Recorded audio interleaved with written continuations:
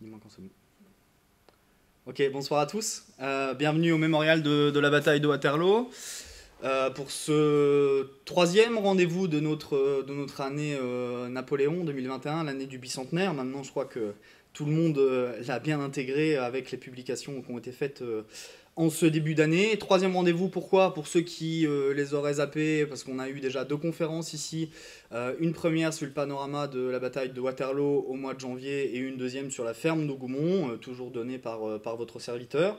Et on quitte un petit peu comment dire, cet écrin local, entre guillemets, aujourd'hui pour s'attaquer à Napoléon lui-même et s'attaquer à une période toute particulière de sa vie, puisque c'est la dernière. D'où notre titre, Napoléon de Waterloo à Sainte-Hélène, la naissance de la légende. Pour ceux qui nous rejoindraient ce soir et qui ne me connaissent pas, une petite brève présentation. Donc moi je suis Antoine Charpagne, responsable culturel ici au Mémorial de la bataille de Waterloo depuis 2 ans, et je suis également donc doctorant en histoire à l'UCL Louvain-la-Neuve, où je travaille sur la préservation et la conservation des champs de bataille napoléoniens en Europe.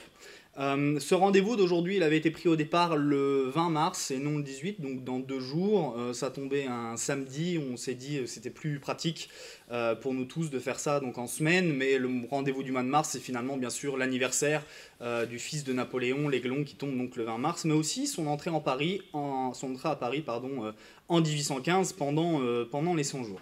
Bien, pourquoi on a choisi ce titre déjà en premier lieu? Déjà, puisque c'est aussi le titre de notre exposition qui se tiendra du 5 mai 2021 au 17 octobre 2021 et que donc on va pouvoir ici vous présenter de manière croisée et notre grande exposition et l'exil de Napoléon à Sainte-Hélène.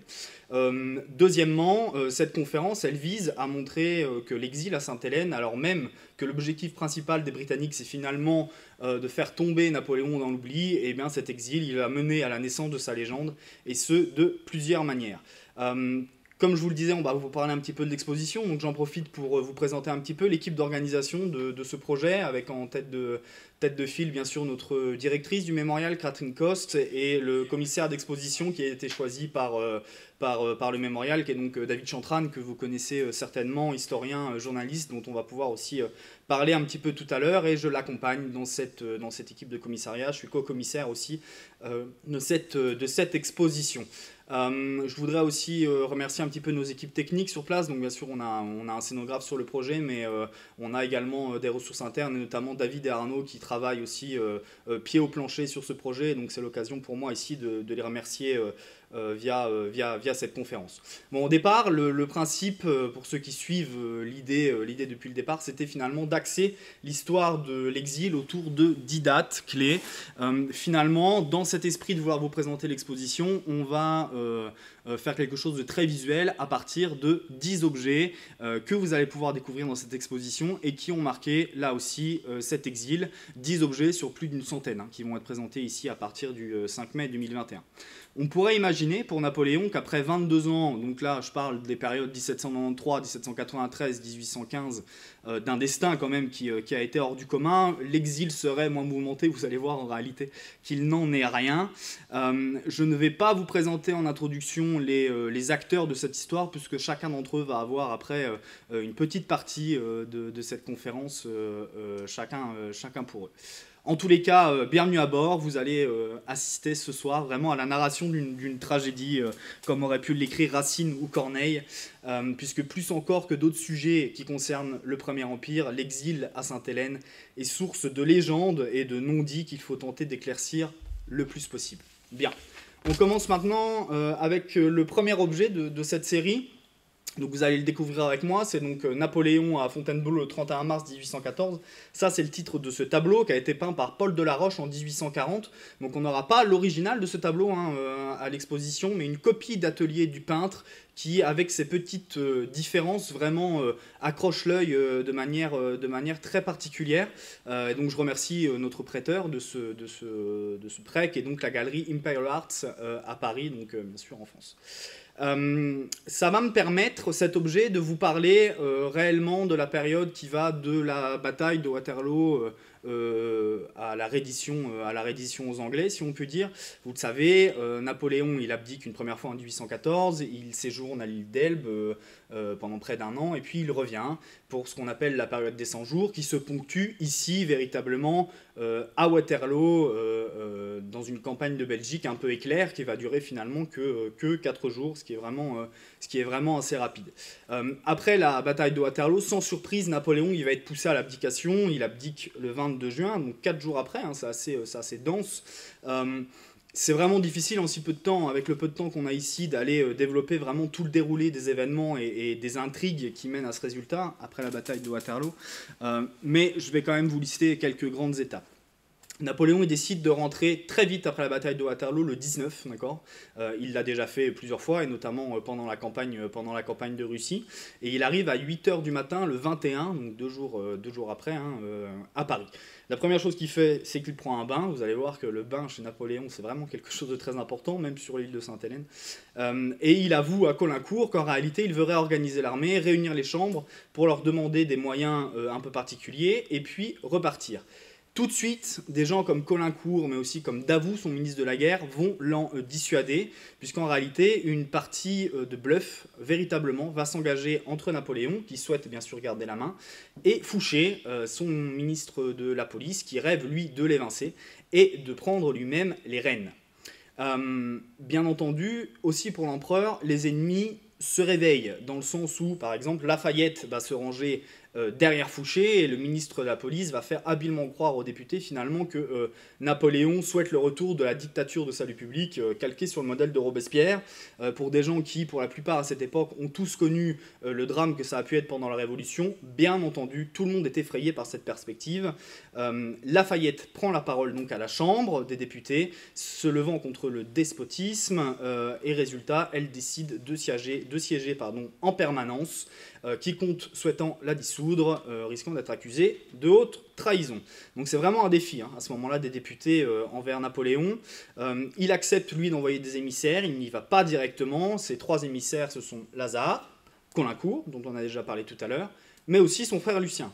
C'est intéressant de rappeler que Lucien, c'est quand même aussi l'homme qui fait réussir le coup d'État de Brumaire en 1799-1799. Autant vous dire que c'est peut-être pas super judicieux pour apaiser les débats d'envoyer Lucien, mais soit. Napoléon a préparé un texte pour les députés. Après la lecture, il y a beaucoup de députés qui interviennent, qui invectivent notamment les ministres, et surtout Lucien, qui tente vraiment de ramener l'apaisement. Lafayette, en face, sent que le point de bascule est proche, et il va donc proposer la création d'une commission mixte de députés et de ministres pour veiller au bien de la patrie, la Chambre acceptant la proposition tout de suite. Cette commission, elle, se donne rendez-vous aux Tuileries à 23h, donc vous voyez, c'est quand même très très dense, et certains vont déjà réclamer l'abdication. En face, l'opposition est un peu faible, il faut bien le dire, et Fouché sent déjà en réalité que sa proie est ferrée, si vous me passez l'expression. Le lendemain matin, Napoléon semble avoir repris confiance, en discute avec Lavalette, qui est un de ses plus fidèles soutiens, mais lui-même lui avoue ses doutes, et en réalité, tous, même les plus fidèles, souhaitent son départ.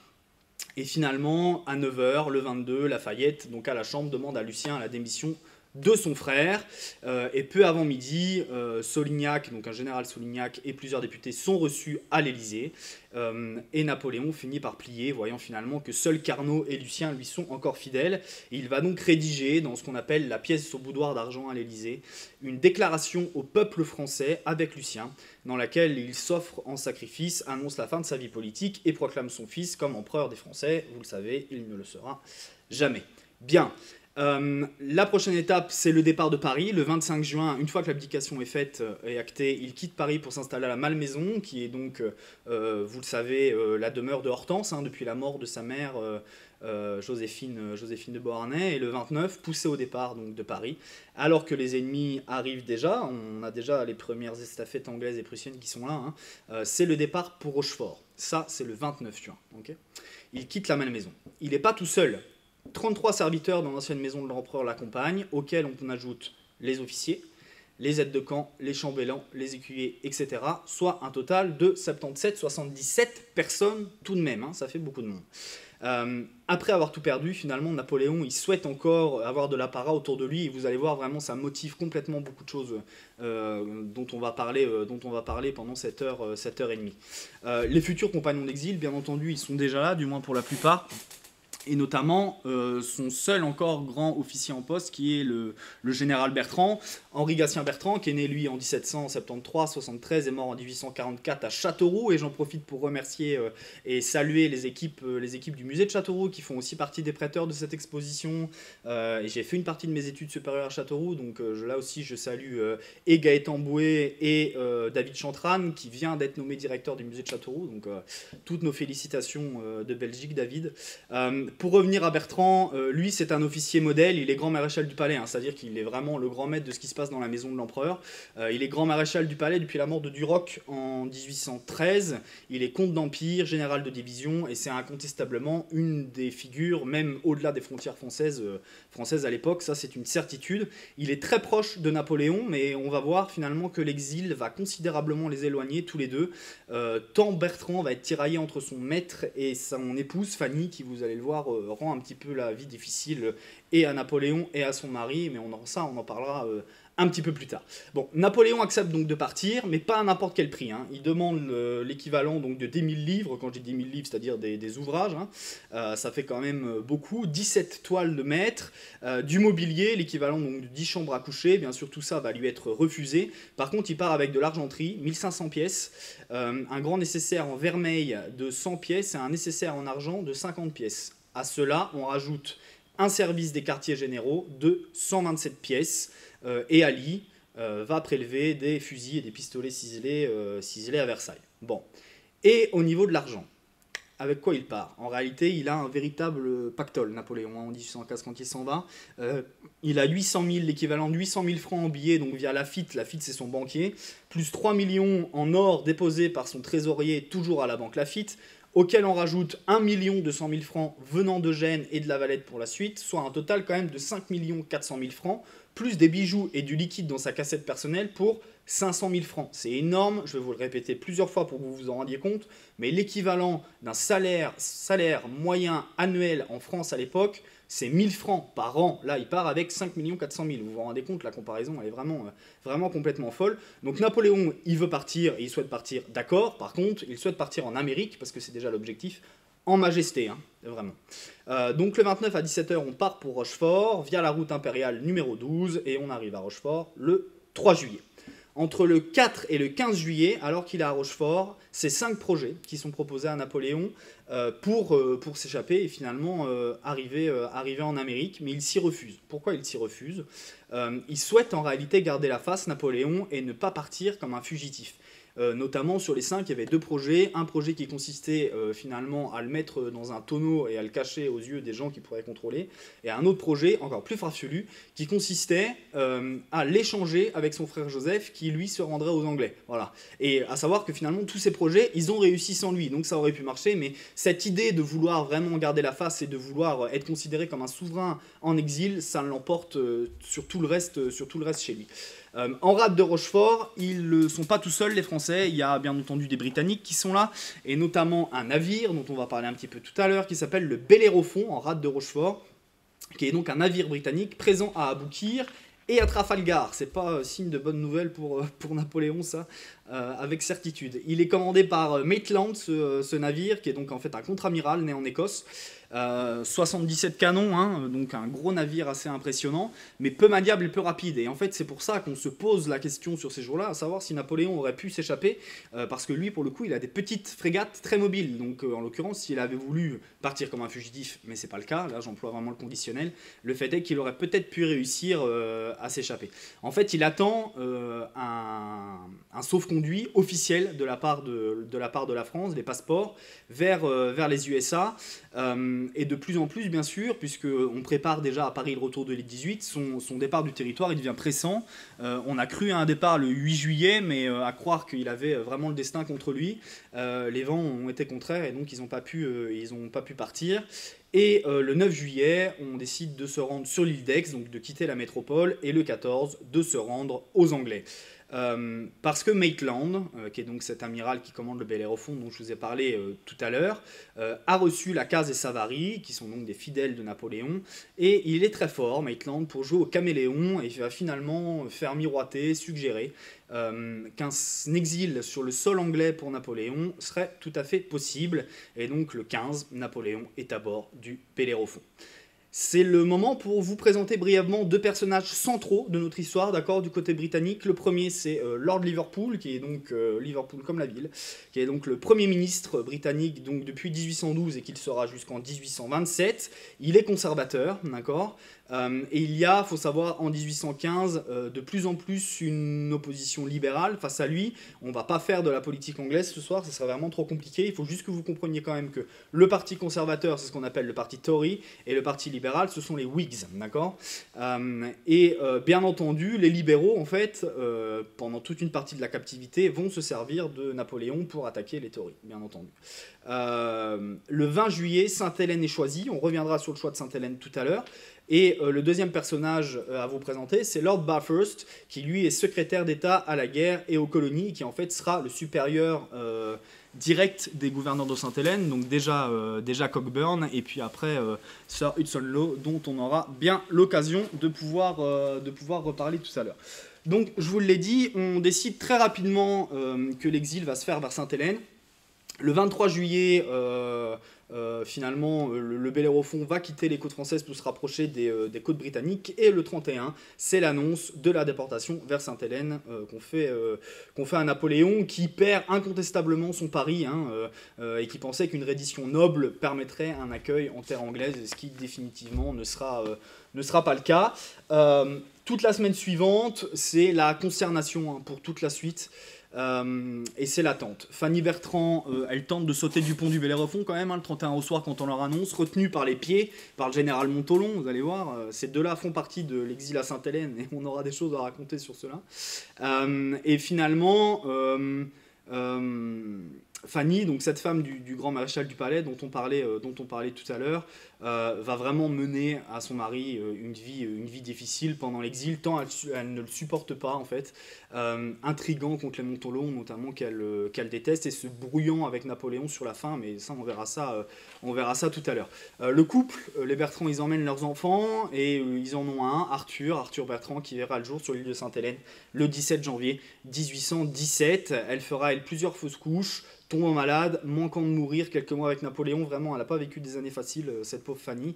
Mais les Bertrand vont rester jusqu'au bout, au chevet de Napoléon.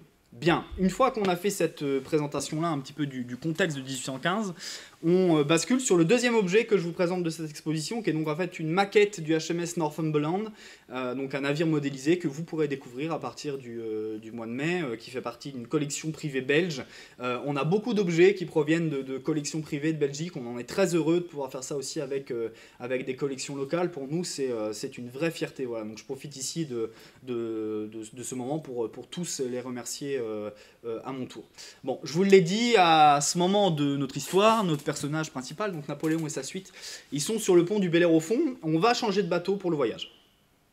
On change également pour Napoléon de contact britannique. Je vous l'ai dit depuis tout à l'heure, il était plutôt avec un contre-amiral qui s'appelait Maitland, et maintenant il fait connaissance de George Cockburn, qui va en fait être son premier geôlier sur l'île de Sainte-Hélène et qui est vraiment un marin réputé de la Royal Navy de l'époque. Bien.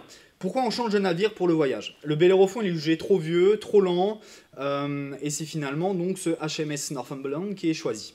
Celui-là, il est lancé en 1798, 1798, 74 canons, donc c'est assez comparable par rapport à l'autre, vous voyez, c'est à peu près la même taille. Le troisième du nom, et il semblerait qu'il soit plus apte à faire le voyage. Il faut quand même noter qu'il était prévu qu'il parte en cale sèche juste avant d'être choisi pour Sainte-Hélène, et que les marins, et certains marins très déçus de ne pas pouvoir partir en pré-mission, ont décidé de déserter, 23 au total. Ce seront des victimes collatérales de l'exil de Napoléon à Sainte-Hélène, puisqu'ils seront retrouvés et pendus haut et court en Angleterre. Voilà, donc c'est pas bien la désertion, c'est ça qu'il faut retenir. Donc le 6 août 1815, les deux navires ils sont bord à bord, et donc avant le transbordement, les Anglais exigent une fouille des bagages et également une restriction au niveau des personnes que Napoléon peut emmener sur Sainte-Hélène. Les Anglais, ils exigent quoi? 3 officiers, un secrétaire, un médecin et une douzaine de serviteurs. Avec le grand maréchal du palais Bertrand, Napoléon rédige une première liste. Bien entendu, Bertrand y figure. On a également Montholon, Lacaze et Planat de la Fay. Et là, il vous manque un des personnages centraux de l'exil de Sainte-Hélène, qui est, pour ceux qui connaissent un petit peu, le général Gourgaud. Et oui, Gourgaud, il ne fait pas partie de cette première liste de partants. Et en réalité, il va faire une véritable comédie à Napoléon pour pouvoir partir, pleurant à ses pieds, l'implorant de l'amener. Et finalement, il va le convaincre. Lacaze devient secrétaire à la place de Planat et Gourgaud entre dans la liste. On reparlera de Gourgaud un petit peu plus tard. Mais peut-être que Napoléon a fini par regretter son choix. Soit. Concernant ses domestiques, Marchand, il reste premier valet de chambre. Vous allez voir, on va aussi pas mal parler de Marchand tout à l'heure. Et le mamelouk Ali l'accompagne également. Alors attention, et notamment dans le film Monsieur N, le mamelouk Ali, il est présenté comme étant un Égyptien à pure souche. Que nenni, ce Ali-là, il s'appelle Louis-Étienne Saint-Denis, d'accord? C'est un petit peu moins exotique quand même. Et il est né en France, pas égyptien, en fait, il a pris le surnom du premier nommé Ali. Il y a bien eu un Ali au service de Napoléon, mais qui a été évincé en 1811, jugé un peu trop belliqueux. Et en fait, il a été recommandé par Caulaincourt, il était premier piqueur. Enfin, je vous passe un peu son histoire, mais en tout cas, il entre au service vraiment de Napoléon en tant que Mamelouk Ali un petit peu après, à ce moment-là. Et vous pourrez découvrir au sein de notre exposition, puisqu'il meurt en 1856, une véritable lettre autographe de Marchand qui est écrite à la fille de son ami lorsque celui-ci décède en 1856. Et c'est vraiment une lettre très émouvante qu'on est très content d'avoir.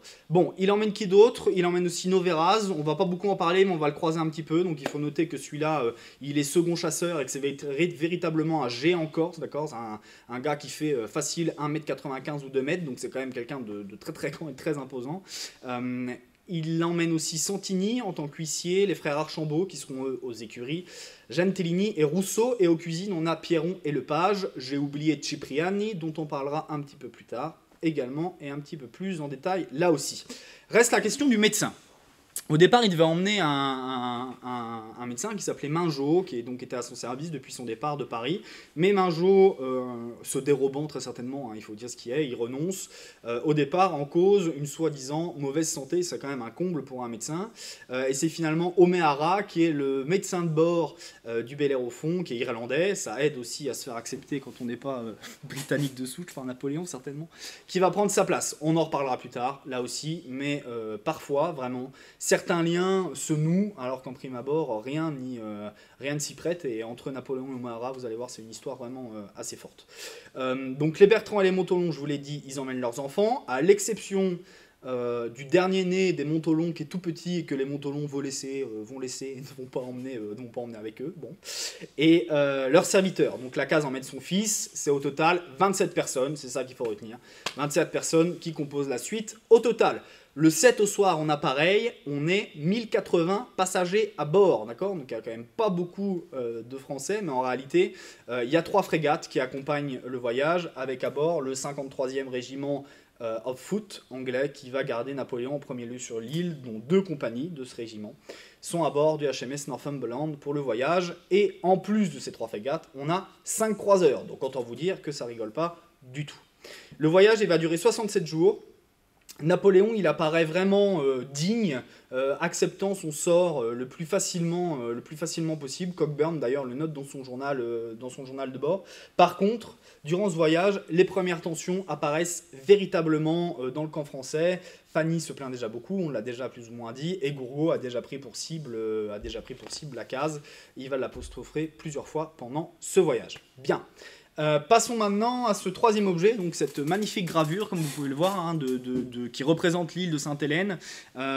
C'est une gravure sur toile d'après nature en 1819 qui a été réalisée par un officier britannique donc de ce bateau, peu de temps après l'arrivée de Napoléon donc, et de l'équipage sur l'île de Sainte-Hélène. Bien, elle fait aussi partie de la même collection privée que le préteur précédent avec le navire modélisé. Le 1er septembre, la flotte passe au large des îles du Cap-Vert, les conditions sont mauvaises, et donc en fait on arrive le 15 octobre 1815 en Sainte-Hélène, à 17 h. Mais Napoléon et sa suite ne débarquent pas à cette date-là. Visiblement, l'empereur reste impassible en découvrant le paysage. C'est le moins de le dire qu'il est le seul, d'accord, dans la suite, parce que les témoignages qu'on peut avoir sont beaucoup moins impassibles que ce que peut montrer Napoléon. Marchand parle déjà de manière prémonitoire un peu de tombeau, et Fanny, qui a subi des saignées pendant le voyage, qui donc a déjà été malade, dit que cette île a été chiée par le diable, si vous me passez l'expression. Donc le sentiment qui domine, c'est réellement la consternation, il faut être clair. Bon. Mais pourquoi les Anglais ont choisi Sainte-Hélène? C'est déjà une île qui avait été envisagée en 1814 en réalité, pour le premier exil de Napoléon, mais la Russie du tsar Alexandre Ier s'était montrée clémente, et donc on avait plutôt choisi l'île d'Elbe. Ça se tient en 4 raisons principales, d'accord? On n'a pas non plus ici l'occasion d'en parler vraiment de manière très développée, mais retenez qu'il y a 4 raisons principales et que c'est pour ça qu'on a choisi l'île de Sainte-Hélène. 1. L'éloignement. On est quand même à 8000 km de l'Europe, 3000 du Brésil et 2000 de la première côte africaine. Donc on est quand même très loin, au milieu de nulle part, il faut être très clair. En réalité, on veut éloigner le plus possible Napoléon, je vous l'ai dit déjà parce que les Anglais veulent faire tomber dans l'oubli, et surtout éviter une éventuelle alliance avec les libéraux et donc un soulèvement éventuel en Angleterre. La deuxième raison, elle est sécuritaire, mais ça va finalement de pair avec l'éloignement. Sécuritaire parce que c'est une petite île, hein, elle fait 122 km² et elle dispose d'une topographie naturellement favorable à une défense vraiment efficace, et on va voir que les Anglais vont pas lésiner sur les moyens, c'est le cas de le dire, pour défendre cette île de Sainte-Hélène. 3. Et non des moindres, les Anglais évoquent que Sainte-Hélène est particulièrement salubre. Alors pour ceux qui connaissent un petit peu l'exil de Napoléon à Sainte-Hélène, on met tout le temps en avant finalement que ça a été la catastrophe au niveau du climat, mais le fait est qu'on va pouvoir voir que le problème n'est pas tellement l'île de Sainte-Hélène, mais plutôt le plateau de Longwood en lui-même, parce que les écrits de l'époque semblent confirmer, voilà, Sainte-Hélène est vraiment propice à toutes sortes de guérisons, avec un climat qui semble être plutôt sain, mais donc il est faux de dire que les Anglais ne se préoccupent pas de la salubrité de l'endroit où ils envoient Napoléon. Et la 4e raison, elle est un peu plus technique, elle est liée à ce qu'on appelle l'habeas corpus. Alors l'habeas corpus, qu'est-ce que c'est en Angleterre? Tout citoyen qui met un pied en Angleterre et a la possibilité de bénéficier de ce qu'on appelle de l'habeas corpus, et donc d'un jugement, d'accord, devant un tribunal. Vous imaginez bien entendu, que les Anglais, connaissant déjà un petit peu le bonhomme, veulent totalement éviter ce genre de choses et éviter que Napoléon puisse bénéficier de l'habeas corpus. Alors vous allez me dire, bah oui, mais finalement les colonies aussi ça marche. Oui, sauf que l'île de Sainte-Hélène à l'époque, elle n'appartient pas à l'Angleterre, c'est la propriété de la Compagnie des Indes. Et de fait, l'habeas corpus, eh bien, ne marche pas sur le sol de Sainte-Hélène, et c'est aussi pour ça qu'on a choisi Sainte-Hélène, il ne faut pas se leurrer. Bon, Napoléon, il souhaite un débarquement discret, ce qui va très bien de toute façon à Cockburn et aux Anglais. Donc on va débarquer le 17, 2 jours plus tard en soirée, dans une petite crique près de Jamestown, qui est donc la ville principale de l'île de Sainte-Hélène, puisqu'il est clair que les habitants de l'île, de toute façon, étaient plus que curieux, eux aussi, de voir arriver un personnage aussi célèbre que Napoléon.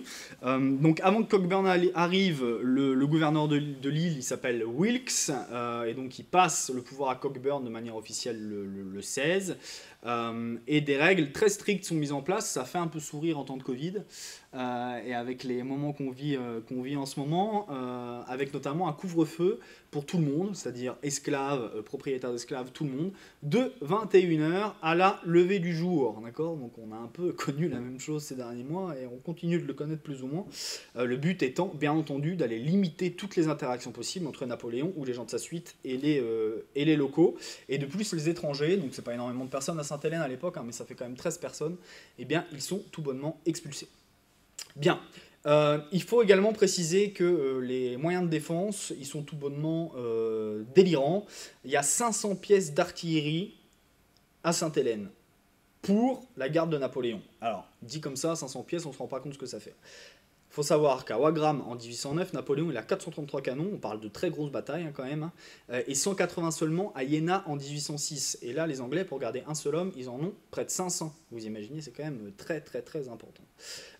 Pierre Banda, donc, qui a écrit un excellent livre sur la captivité de Napoléon tout récemment, dont je vais vous parler un petit peu tout à l'heure, lui il parle d'une captivité concentrique en 5 cercles, les cercles de la démesure. Je vous renvoie vraiment à son livre à ce sujet-là, mais en tout il faut comprendre donc, ces 5 cercles. En fait, le premier c'est bien sûr l'océan, le deuxième la flotte britannique, les troisième et quatrième Sainte-Hélène en elle-même, mais ensuite les défenses, et en cinquième ce qu'il appelle les portes, finalement, les postes de garde qu'on va multiplier sur l'île de Sainte-Hélène.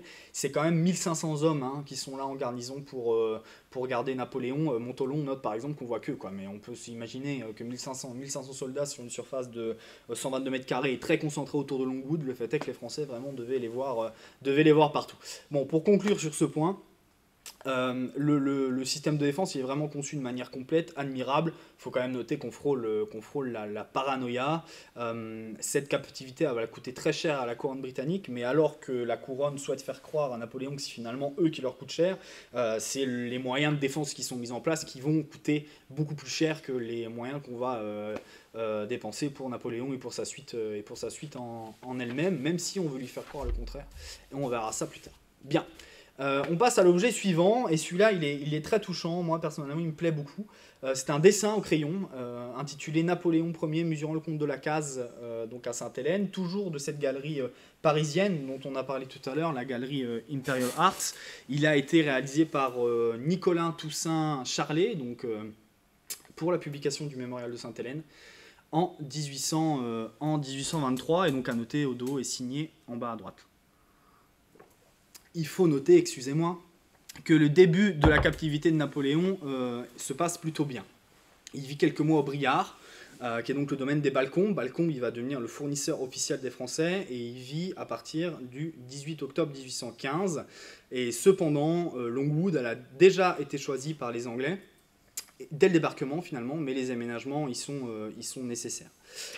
Évoquons maintenant justement le choix de Longwood House, qui a beaucoup d'avantages toujours selon les Anglais. Longwood, c'est une maison située sur un plateau, tout près d'un bois éloigné des côtes et des zones habitables de l'île. Premier point. Facilement gardable, bien sûr, et possible de laisser une latitude de mouvement assez importante aux prisonniers, que ce soit à pied ou à cheval. Il y a un point qui a été négligé par les Britanniques, et non des moindres, c'est celui du climat, puisqu'on va voir finalement que Sainte-Hélène vraiment dispose de microclimats très marqués à différents points de l'île, et le plateau de Longwood en fait est soumis très fortement à une importante humidité et au vent. Et contrairement au XVIIIe siècle, le bois a quasiment disparu. On n'a que quelques gommiers vraiment qui permettent qui ne permettent plus de protéger Longwood du vent, quoi. Voilà. On dit souvent que c'est une décision maligne de la part des autorités. Il faut dire ça que c'est faux, puisqu'ils cherchent à trouver justement une demeure dans laquelle Napoléon aurait assez de latitude pour pouvoir se promener tranquillement autour, sans être à l'étroit, sans être oppressé donc, par les mouvements des garnisons, et surtout on va y mener quelques travaux avant l'emménagement de Napoléon le 10 décembre. On vous met juste maintenant un plan avec l'emplacement de chaque pièce de la maison. On n'a pas le temps de développer dessus, mais vous avez déjà l'occasion de pouvoir vous rendre compte un petit peu de ce que ça peut donner. Bon, même si la cohabitation avec Cockburn, elle se passe bien globalement, il y a déjà quelques frictions en réalité, du fait notamment que les positions elles sont arrêtées de chaque côté sur le rôle et le grade qu'on va donner à Napoléon. Les Anglais disent qu'ils ne reconnaissent que le rôle et que son grade de général, alors que bien sûr Napoléon, je vous l'ai dit, lui il se considère toujours comme un empereur. Et donc le 5 novembre 1815 par exemple, ça c'est une petite anecdote, dans une réclamation officielle, l'empereur Napoléon se plaint des restrictions, et Cockburn va juste répondre d'une manière habile que finalement lui il n'a pas connaissance d'avoir un empereur sur son île. Voyons. Mais finalement, il faut vraiment noter qu'il a été assez malin, assez habile, ce contre-amiral, pour obtenir ce qu'il voulait sans froisser vraiment les Français, mais sans non plus aller froisser son gouvernement et le contenter. Donc, il est plutôt apprécié par les Français, plutôt apprécié par Napoléon, qui vraiment n'a pas de peine à le recevoir. On va voir qu'avec son successeur, ça va pas être tout à fait pareil. Mais donc, pour revenir à ce grade de général, sur l'île, les militaires, ils ont l'ordre de saluer Napoléon comme si c'était un officier donc de ce grade, mais sans commandement. Bien. Ce dessin aussi, il va nous permettre de faire un petit tour d'horizon des compagnons de l'exil de Napoléon par ordre d'importance dans la maison impériale. On va voir tout à l'heure que l'étiquette à Longwood, comme aux Tuileries, c'est pas rien. Pour les officiers généraux, en premier lieu, vous avez le général Bertrand, donc accompagné de sa femme Fanny et de ses enfants, on en a parlé tout à l'heure. Il a 24 000 francs de rente annuelle, Bertrand, pour ses services sur l'île de Sainte-Hélène. Je vous l'ai dit, 1000 francs annuels, hein, c'est le salaire moyen en France à l'époque, autant vous dire qu'on est plutôt très bien payé. Il gère la maison en réalité et le bon fonctionnement de celle-ci, mais comme je l'ai mentionné tout à l'heure, les deux hommes vont s'éloigner vraiment de manière assez considérable pendant l'exil. Il y a plusieurs raisons. On l'a dit, il y a déjà le fait que Fanny demande plusieurs fois à partir et que Bertrand, finalement, pris entre le marteau et l'enclume, entre guillemets, il va toujours tergiverser beaucoup plus qu'un Montholon, par exemple. Mais il va rester à chaque fois et rester fidèle, et Fanny fera la même chose. Il est donc partagé entre Napoléon et sa femme, ça c'est une certitude. Et deuxièmement, c'est aussi une question d'éloignement physique. Montholon, il habite à Longwood. Donc le fait est que les Bertrand qui, avec leurs enfants, habitent en dehors de la maison, nécessairement sont éloignés de manière physique. Il faut savoir que Bertrand vit donc dans une maison qui s'appelle Hutsgate jusqu'en octobre 1816, et puis après une maison quand même dans l'enceinte de surveillance de Longwood, mais jamais dans la maison elle-même. J'ai évoqué avec vous le général de Montholon, c'est maintenant le moment d'en parler. Il est ce qu'on appelle intendant chambellan, et là aussi sa rente, c'est 24 000 francs de rente annuelle. C'est un officier de moindre importance que Bertrand, il faut le dire, lieutenant-colonel, donc en 1809, il est chambellan de la même année. Et finalement, il a l'hésitation pendant les 100 jours de suivre Napoléon en 1815, il s'y résout finalement. Il est marié à Albine de Montholon, qui fut vraisemblablement la dernière maîtresse de Napoléon à Sainte-Hélène, et peut-être même que Napoléon fut sur l'île le père d'une petite fille qui fut décédée à Bruxelles. Et là, je voudrais faire un petit coucou à Christian Richard, qui a participé de manière très active à la restauration de la tombe de cette petite fille tout récemment. Et voilà, il faut saluer ce genre d'initiative. Montholon, c'est le grand ennemi de Gaspard Gourgaud, et cette rivalité, elle exaspère véritablement Napoléon. Il va prendre tout au cours de la captivité, Montholon, vraiment une importance capitale, et on verra qu'il sera d'ailleurs le mieux récompensé sur le testament. Lui, il va rester jusqu'au bout. On verra aussi que sa femme et ses enfants, eux, ils partent en 1819. Bien, le général Gourgaud maintenant, lui, il est écuyer, officier d'ordonnance. Sa rente annuelle, elle est 2 fois moins importante, 12 000 francs de rente annuelle, ce qui est quand même encore très très bien, bien sûr. Lui, il a été premier officier d'ordonnance, donc il a toujours été très près finalement de Napoléon. C'est un peu un général de la dernière heure, mais le fait est qu'il a toujours eu un rôle primordial et d'importance sous l'Empire. On a déjà raconté un petit peu l'histoire de sa venue à Sainte-Hélène, on reviendra sur son départ un peu plus tard. Il faut savoir qu'il quitte Longwood en cours de captivité dans des circonstances qui sont un petit peu troubles. Il exaspère très vite Napoléon. En réalité à cause de ces crises de jalousie et de colère très fortes contre Lacaze et les Montholon et les liens que ceux-ci peuvent avoir avec Napoléon. Et il a tenté de provoquer par exemple Montholon en duel plusieurs fois, donc ça a vraiment été très compliqué. Bien, si on fait un petit tour maintenant pour évoquer les serviteurs, c'est important. Donc déjà le service de la chambre, le service intérieur. Donc Lacaze et son fils qui sont secrétaires de cabinet, même rente annuelle qu'au Gourgaud, 12 000 francs. Lacaze qui est donc représenté sur ce dessin est très petit, vous le voyez, en fait il fait 1,50 m seulement le petit bonhomme, et c'est là qu'on voit finalement que les caricaturistes anglais de Napoléon vraiment ont joué sur cette prétendue petite taille pour lui faire du mal, parce qu'en réalité Napoléon mesure 1,68 m, 1,69 m, ce qui à l'époque est tout à fait intéressant. Lacaze, on va en parler aussi, c'est celui qui rédige le mémorial et qui est le premier à partir, on va y revenir juste après. Dans le service de la chambre également, on a Marchand, donc lui c'est un petit peu moins déjà, c'est 8000 francs de rente annuelle, mais c'est déjà très bien pour quelqu'un qui donc en fait est un serviteur. Toujours très fidèle à Napoléon, qui va rester fidèle au secret de Napoléon jusque dans ses mémoires, et ça c'est très intéressant aussi de le noter. On va avoir beaucoup de pièces relatives à Marchand, je vous ai parlé de la lettre tout à l'heure, on va également avoir une pièce très émouvante d'un dessin griffonné au crayon de la face gauche de Napoléon sur son lit de mort que Marchand a dessiné le 6 mai au matin, le lendemain de la mort de Napoléon.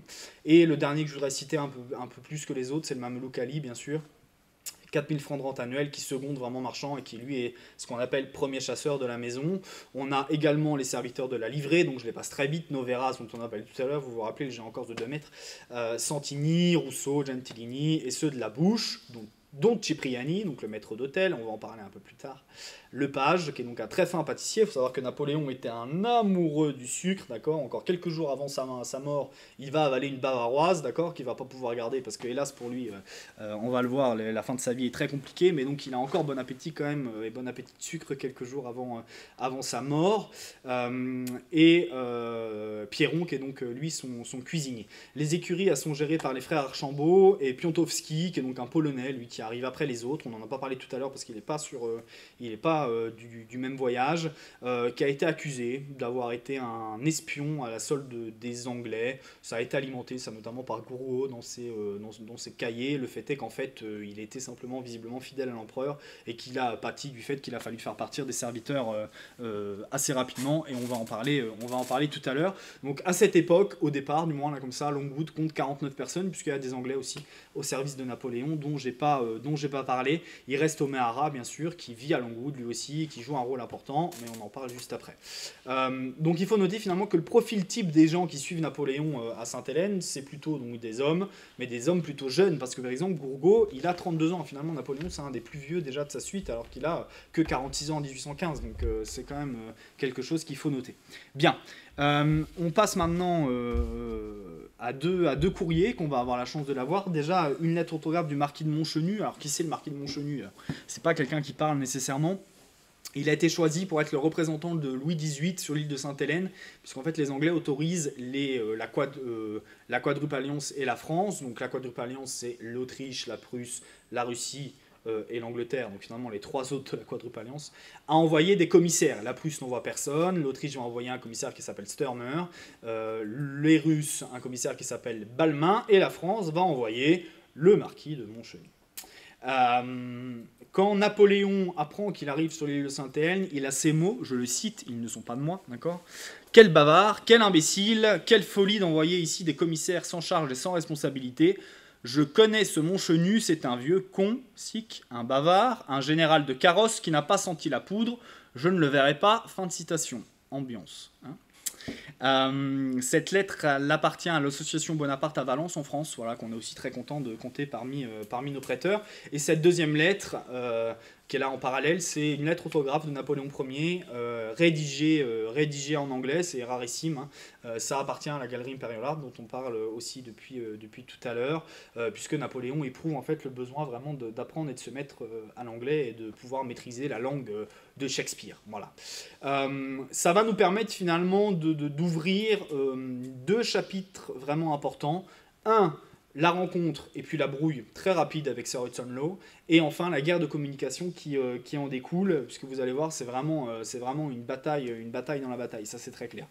On croit souvent qu'il a été choisi tardivement, Sir Hudson Lowe, puisque je vous l'ai dit, le premier geôlier, c'est pas lui, c'est Cockburn, mais en réalité, dès juillet 1815, hein, donc très rapidement, c'est Lowe qui est choisi. Pourquoi ? Il remplit absolument toutes les cases et tous les critères du gouvernement britannique. C'est quoi ces critères? Premièrement, il fallait bien sûr que le geôlier de Napoléon il soit conservateur. C'était impossible d'avoir à la tête de l'île de Sainte-Hélène un libéral qui allait bien sûr finalement tirer dans le dos de Bathurst et Liverpool sur sa politique de l'île. La deuxième raison, c'est qu'il fallait bien sûr quelqu'un avec une solide expérience à un certain rang, mais pas quelqu'un qui fasse partie de la haute aristocratie, parce que si jamais il commettait une erreur, il éclabousserait pas trop le monde. Et la troisième raison, ça semble évident, c'est qu'il fallait quelqu'un qui n'allait pas se faire séduire par Napoléon, et le moins qu'on puisse dire, c'est que sur ce point-là, il a tenu parole. Bon, il paraissait du coup tout indiqué. Mais qui est-il, ce Sir Hudson Lowe? Très rapidement, il a le même âge que Napoléon. Il est né en Irlande. Tragiquement, il a perdu sa mère et sa sœur, et donc il va épouser la carrière des armes. Il est lieutenant en 1791, 1791. Il est envoyé en Corse en 1794, 1794 pour soutenir Paoli. Donc il tourne vraiment toujours très près de Napoléon. Il va commander ensuite un régiment qu'on appelle les Corsican Rangers, qui sont en fait 200 insulaires anti-français. Et à Capri, en 1808, il va subir une cuisante défaite face à Murat, aidé alors, Murat, par un certain, je vous le donne en mille, Cipriani. heureusement pour le Corse, jamais Lo ne va être au courant de cette histoire. Et ce qui est assez rigolo, c'est que même Lo appréciera particulièrement le maître d'hôtel, qui en fait était plutôt meilleur espion que maître d'hôtel sur l'île. Ça, il faut être très clair. Et Sir Hudson Lo, autre événement rigolo est lié ici à Waterloo, il devait en fait chef d'état-major de Wellington pendant la campagne de Belgique. Wellington va le remplacer très vite en disant de lui, c'est un sacré crétin. Voilà. Là aussi, ambiance.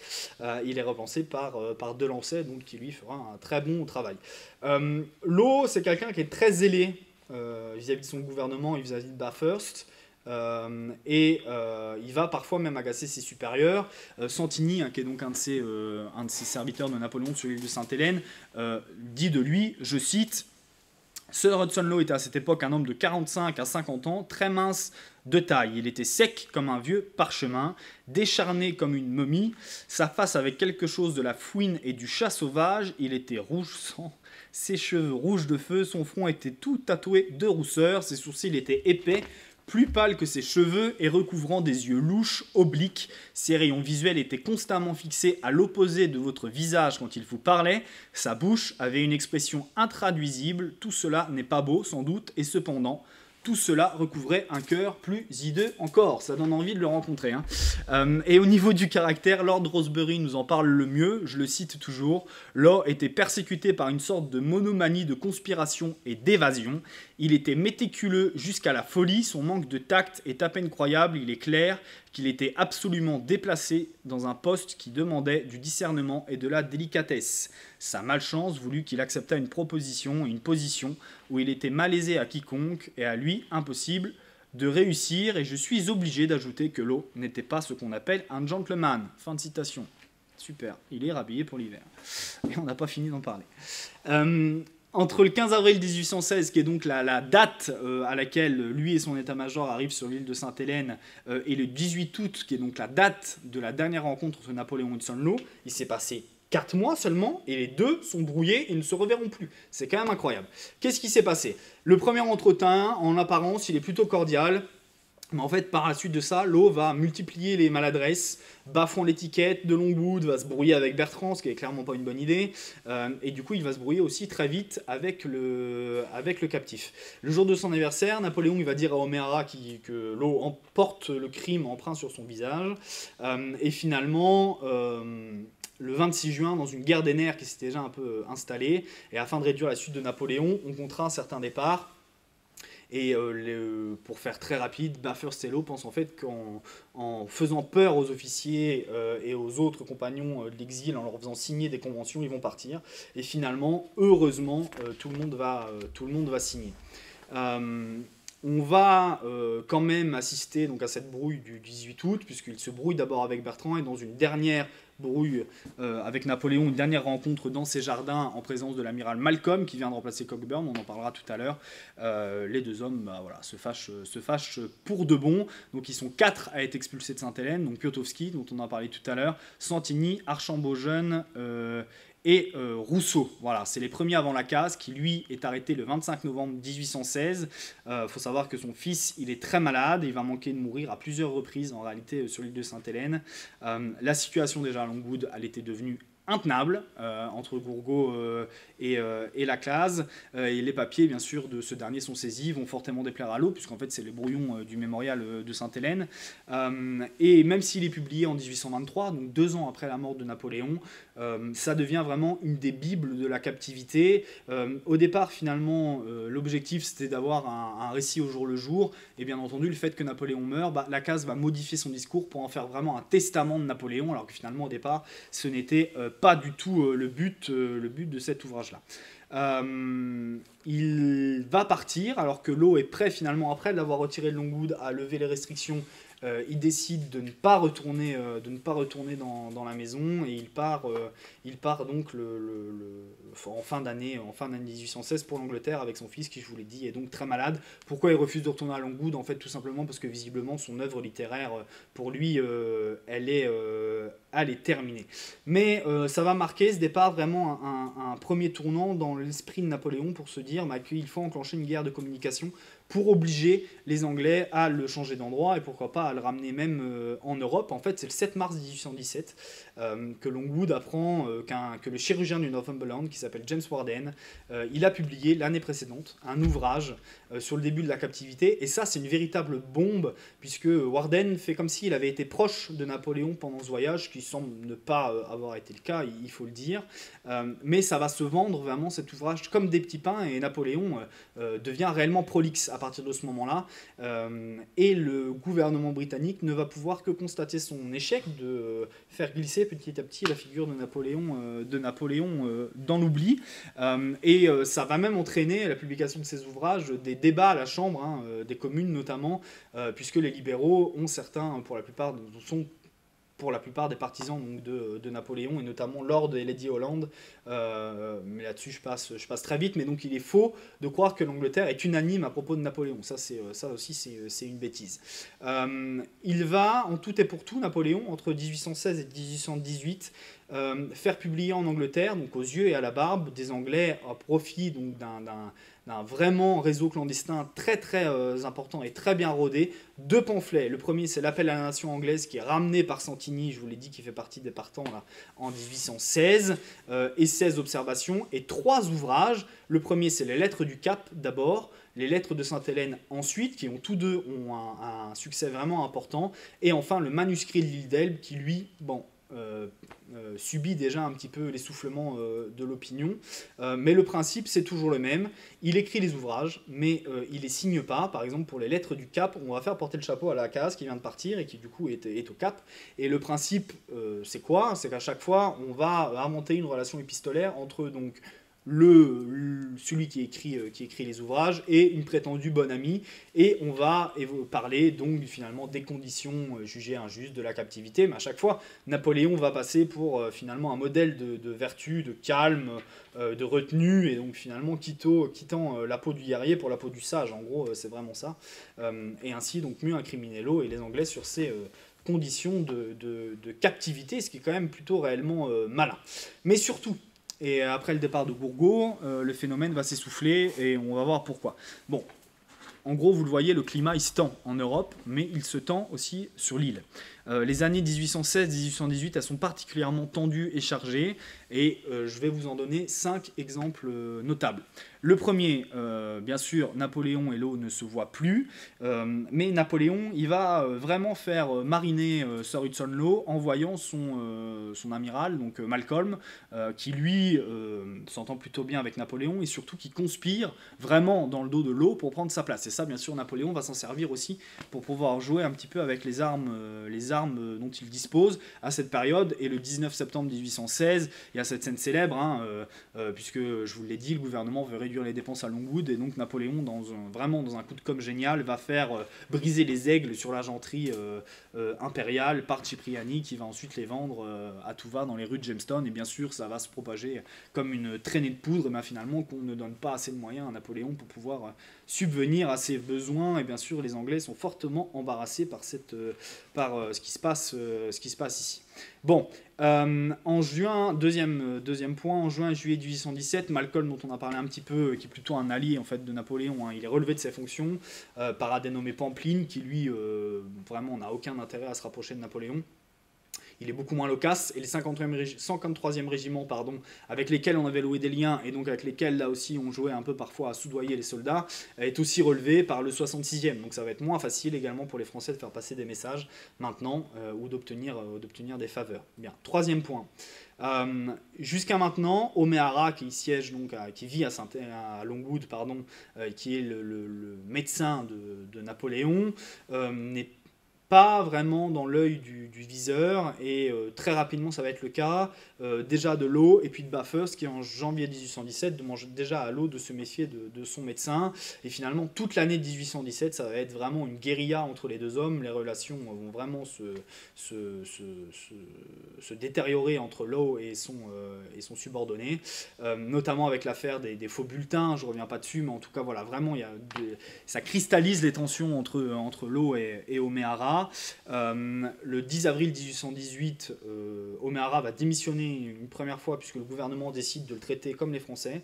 Il est rétabli dans ses fonctions, mais il va quitter l'île le 2 août et Napoléon perd vraiment un fidèle allié. Le quatrième point, c'est la mort de Cipriani d'une inflammation au bas-ventre le 27 février 1818. On reviendra un petit peu plus tard sur tout ça. Et enfin, le cinquième point, et non des moindres, et peut-être même le plus important, c'est le cas du général Gourgaud.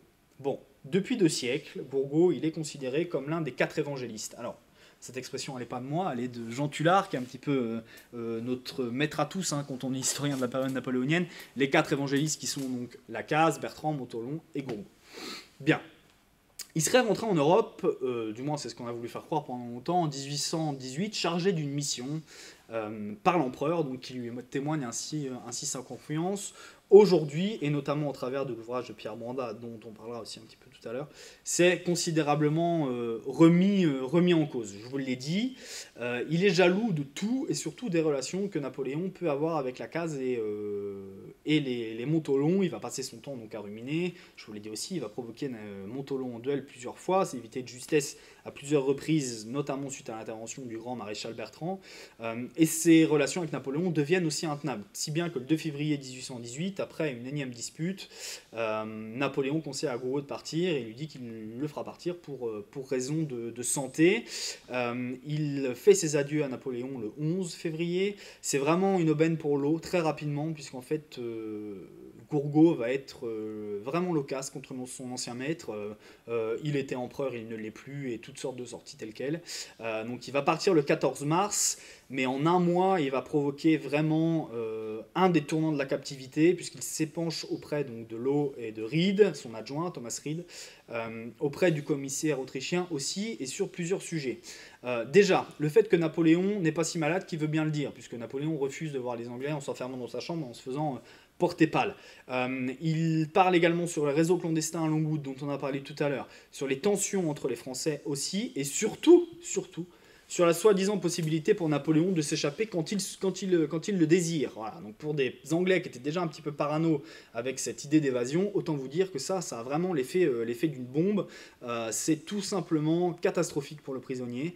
Il y a 2 conséquences immédiates. Convaincu au départ que l'humidité de Longwood rendait malade Napoléon, en fait, Law cherchait une autre maison et en avait trouvé une, bien moins exposée aux Alizés, Rosemary Hall, plus boisée, avec un terrain de près de 12 hectares quand même. Donc c'est là, pour le coup, très important.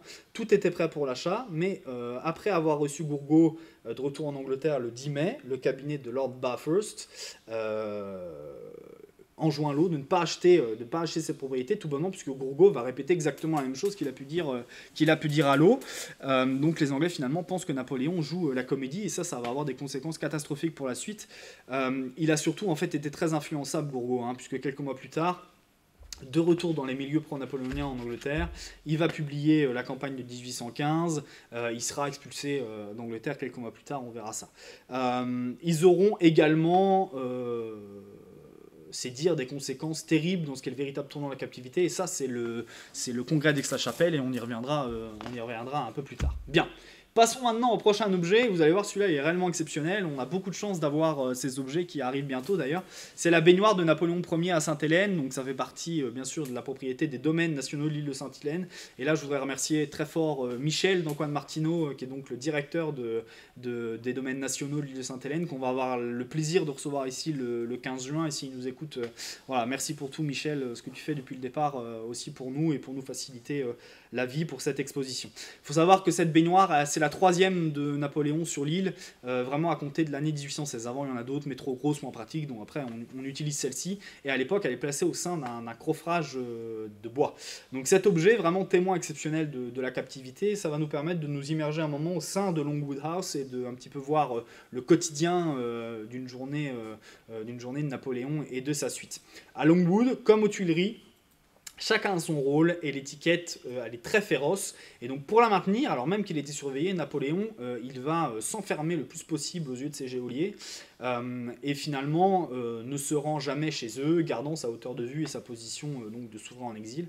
Et quand il en reçoit, l'étiquette de la maison s'impose, est mise en place par les serviteurs et les officiers, et oblige finalement ceux qui arrivent à respecter ses codes et à se plier à ses volontés, du moins via cette étiquette. Il préserve ses habitudes et sa majesté. Il faut savoir que Napoléon, c'est un monstre d'habitudes, vraiment, il est vraiment maniaque, il a beaucoup de principes. Et les gardiens de ça, en premier lieu, c'est bien entendu Marchand et Ali. Et donc voici un petit peu le déroulé d'une journée classique à Longwood à cette période pour Napoléon. Vers 7 heures du matin, Marchand vient ouvrir les persiennes délicatement, un petit peu pour baigner la pièce de lumière. Vient ensuite le temps du déjeuner dans son bain, quasiment toujours. Hein. Marchand avait même créé une table en acajou qui était donc réglable et fixée aux extrémités de la baignoire. Il faut savoir que Napoléon restait au moins 90 minutes dans son bain, c'est énorme, 1 heure et demie, hein, le temps de la conférence, vous imaginez, où il reçoit certains de ses compagnons, il lit les livres, également il consulte des papiers, et on maintient la chaleur du bain en faisant couler un léger filet d'eau chaude en fait. En matinée, c'est souvent l'ennui après le bain. Déjà, vous vous rendez compte, un bain d'1 heure et demie, c'est déjà pas mal. Hein. Mais finalement, il est reclus dans sa chambre, en fait, qui fait 20 mètres carrés, avec un feu de cheminée pour la maintenir pas trop humide, et on passe du fauteuil au canapé, ou du canapé au lit. Enfin voilà, donc vraiment, la matinée est généralement pas super. Sur sa cheminée, on a le réveil du grand Frédéric, un buste du roi de Rome qui est arrivé en cours de captivité, une montre Breguet de la campagne d'Italie, ainsi que des miniatures de sa mère et de Joséphine. Le déjeuner, il est généralement servi donc, dans cette chambre. L'après-midi, c'est l'heure des dictées et des lectures. Je vous l'ai dit, Napoléon, jusqu'en 1819, il travaille encore beaucoup, plusieurs heures par jour. Il est vraiment très prolixe. Lorsque le temps le permet, bien sûr, on peut agrémenter l'après-midi par tantôt des balades à pied, tantôt des balades à cheval ou en calèche, donc soit avec les dames du palais, qui sont donc Fanny Bertrand, Albitte de Montolon, soit avec le général de Montolon lui-même. Et donc au dîner, c'est le moment finalement où toute la petite cour est généralement réunie et mange ensemble. On débat autour d'œuvres classiques, Napoléon lit des œuvres à voix haute, ou revient sur des épisodes marquants de son règne, et après, chaque soir, d'où l'appellation un petit peu des 4 évangélistes de Jean Tullard, les hommes qui l'accompagnent vont noter tout ce qui s'est passé presque religieusement dans leur cahier. Il faut savoir que le service est toujours à la française. Aujourd'hui, on a ce qu'on appelle un service à la russe, hein, donc nos entrées, plats, desserts, ça c'est le service à la russe. Le service à la française, c'est donc cette succession de plats voilà, qui finalement qu'on se passe et qu'on mange les uns après les autres. Et enfin, en fin de soirée, l'empereur il retourne dans ses appartements et il va se coucher, Marchand restant à ses côtés. Et l'anecdote rigolote, c'est que tant que Napoléon n'avait pas congédié Marchand, Marchand était obligé de rester avec lui, c'est-à-dire que ça s'est vu beaucoup de fois en fait pendant la captivité. Napoléon s'endort et pendant des heures, Marchand est obligé de rester là, à côté du lit, à attendre que l'empereur se réveille et lui dise de partir. Mais parfois, pour le coup, ça peut prendre une bonne partie de la nuit. Voilà. On l'a vu aussi, Longwood, ça va occasionner certains désagréments. Il y a des rats qui pullulent dans cette maison et sur l'île en général. On va avoir la chance également d'avoir un ouvrage de la bibliothèque de Napoléon qui a été grignoté par ces rats justement sur la 4e de couverture. Et le climat qu'on a évoqué tout à l'heure, bien sûr, d'autant que la maison n'est pas n'est pas forcément bien isolée, hein, puisque le sol est parfois composé de simples planches ou même dans certaines pièces de terre battue. Bien, on va passer maintenant à la représentation de Longwood House, qui est donc une aquarelle réalisée par Marchand, le premier valet de chambre. Vous voyez qu'il y a quand même des talents véritablement de dessinateur. C'est aussi des collections du musée Bertrand de Châteauroux. C'est vraiment une œuvre remarquable et ça va nous permettre de parler des années 1819-1820, qui sont un peu plus calmes pour Napoléon, mais c'est aussi le temps en réalité d'une certaine résignation pour lui. Hein. Cela étant dû aux nouvelles venant d'Europe après le congrès d'Aix-la-Chapelle. Je vous ai parlé de ce congrès déjà tout à l'heure, mais je ne vous ai pas expliqué ce que c'était. C'est un congrès qui se réunit en fait en 1818 pour la bonne raison qu'après les 100 jours, les conséquences économiques pour la France, elles sont catastrophiques. Elle est donc occupée par les troupes alliées depuis 3 ans et surtout elle est condamnée, elle doit payer 1,4 milliard de francs de tribut de guerre, d'accord ? Donc c'est quand même 2 fois le budget de l'État, c'est juste une somme absolument énorme, mais il se trouve qu'en 1818, Louis XVIII arrive à emprunter, et donc, alors qu'on avait déjà décidé de se réunir du côté de la quadruple alliance, donc je le répète, Angleterre, Prusse, Russie et Autriche, on décide d'organiser une réunion, un congrès à Aix-la-Chapelle, pour pouvoir évoquer justement le futur pour la France. Bien, Napoléon, il n'est pas à l'ordre du jour au départ, mais il faut dire que le bruit vraiment provoquée par ses publications sous le manteau en Angleterre, va être telle qu'il va forcément arriver sur la table, les conditions de détention vont arriver sur la table, puisqu'on évoque en plus le maintien de la paix en Europe. Donc ça paraît presque obligatoire de parler de Napoléon. Pour préparer ça, quelques mois avant, Napoléon et sa suite, ils organisent quelques stratagèmes, ils deviennent un petit peu plus aimables, par exemple avec les commissaires étrangers. Alors Napoléon les a jamais reçus et ne les reçoit toujours pas, mais par contre, ils sont invités par Bertrand, par exemple dans les jardins de Longwood à dîner, et on leur demande de rédiger un courrier, voilà, pour finalement provoquer l'allègement des conditions. Ils vont pas le faire. Fesch, qui est donc l'oncle de Napoléon, et Laetitia Bonaparte, qui sont en Italie, plaide aussi en la faveur de Napoléon, et un plus inattendu encore va le faire, Gourgaud, encore lui, il disparaît jamais décidément, qui change de pied et qui va écrire au tsar, à l'empereur d'Autriche et à Eugène pour favoriser la libération de Napoléon. Bien sûr, l'Angleterre, qui a assisté à ces épanchements peu de temps avant, va se rendre compte de ça, l'expulse vers l'Allemagne, et ses écrits, au lieu d'être positifs, eh ben, ils vont provoquer la stupeur, puisque Richelieu, qui est donc le principal ministre de Louis XVIII et qui est le représentant de la France à ce congrès, est persuadé qu'en fait il joue double jeu et que ça va dans le sens de dire que finalement Napoléon s'est pas calmé et souhaite toujours intriguer, et de fait ça va pousser tous les intervenants à vraiment signer le fait que l'Angleterre est autorisée à ne pas changer une virgule sur la captivité de Napoléon. Et donc ce congrès se réunit entre le 29 septembre et le 21 novembre 1818, et il y a deux décisions notables à noter, à relever. Déjà, la France est évacuée des troupes alliées suite à ce congrès, et surtout, Napoléon est encore considéré comme hors-la-loi des nations.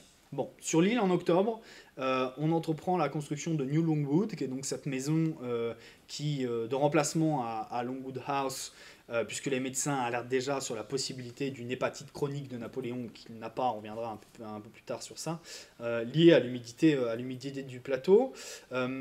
Et c'est aussi la période d'un autre départ important. Gourgaud, en partant, il avait négocié une pension de 12 000 francs annuels pour partir. Et il y a une autre négociation qui va s'engager en 1819, c'est celle liée au Montholon. La famille souhaite partir, je vous l'ai dit, les candidats plutôt au départ jusqu'à maintenant, ça a été les Bertrand, qui sont toujours restés, mais là les Montholon veulent partir. Mais Napoléon, qui a trop besoin du général, engage une négociation qui va tourner un peu au sordide, il faut le dire, puisque en réalité, afin de laisser son mari sur l'île, Albine, elle réclame 500 000 francs. Vous imaginez, je vous l'ai dit, je répète encore mon affaire de salaire annuel, mais 1000 francs de salaire annuel moyen pour un ouvrier en France à l'époque, et là, pour partir et laisser son mari sur l'île, elle réclame 500 000 francs. Bien sûr, Napoléon va refuser cette somme énorme, mais on va quand même arriver à un compromis de 140 000 francs, ce qui est quand même là aussi une somme énorme, et surtout un peu plus de 50 000 francs de rente annuelle, mais Napoléon, très près de ses sous, va laisser gentiment la note au prince Eugène. Voilà. Et donc finalement, ne touche pas à son argent personnel pour le paiement de cette somme-là. Bien entendu, les Bertrand vont se poser la question de partir, mais Napoléon vraiment va les retenir, les couvre de cadeaux, et finalement il décide de rester. Et Albine, elle quitte l'île le 2 juillet. Napoléon va très mal vivre ce départ, puisqu'il est déjà démotivé, plus ou moins à la suite des décisions récentes en Europe.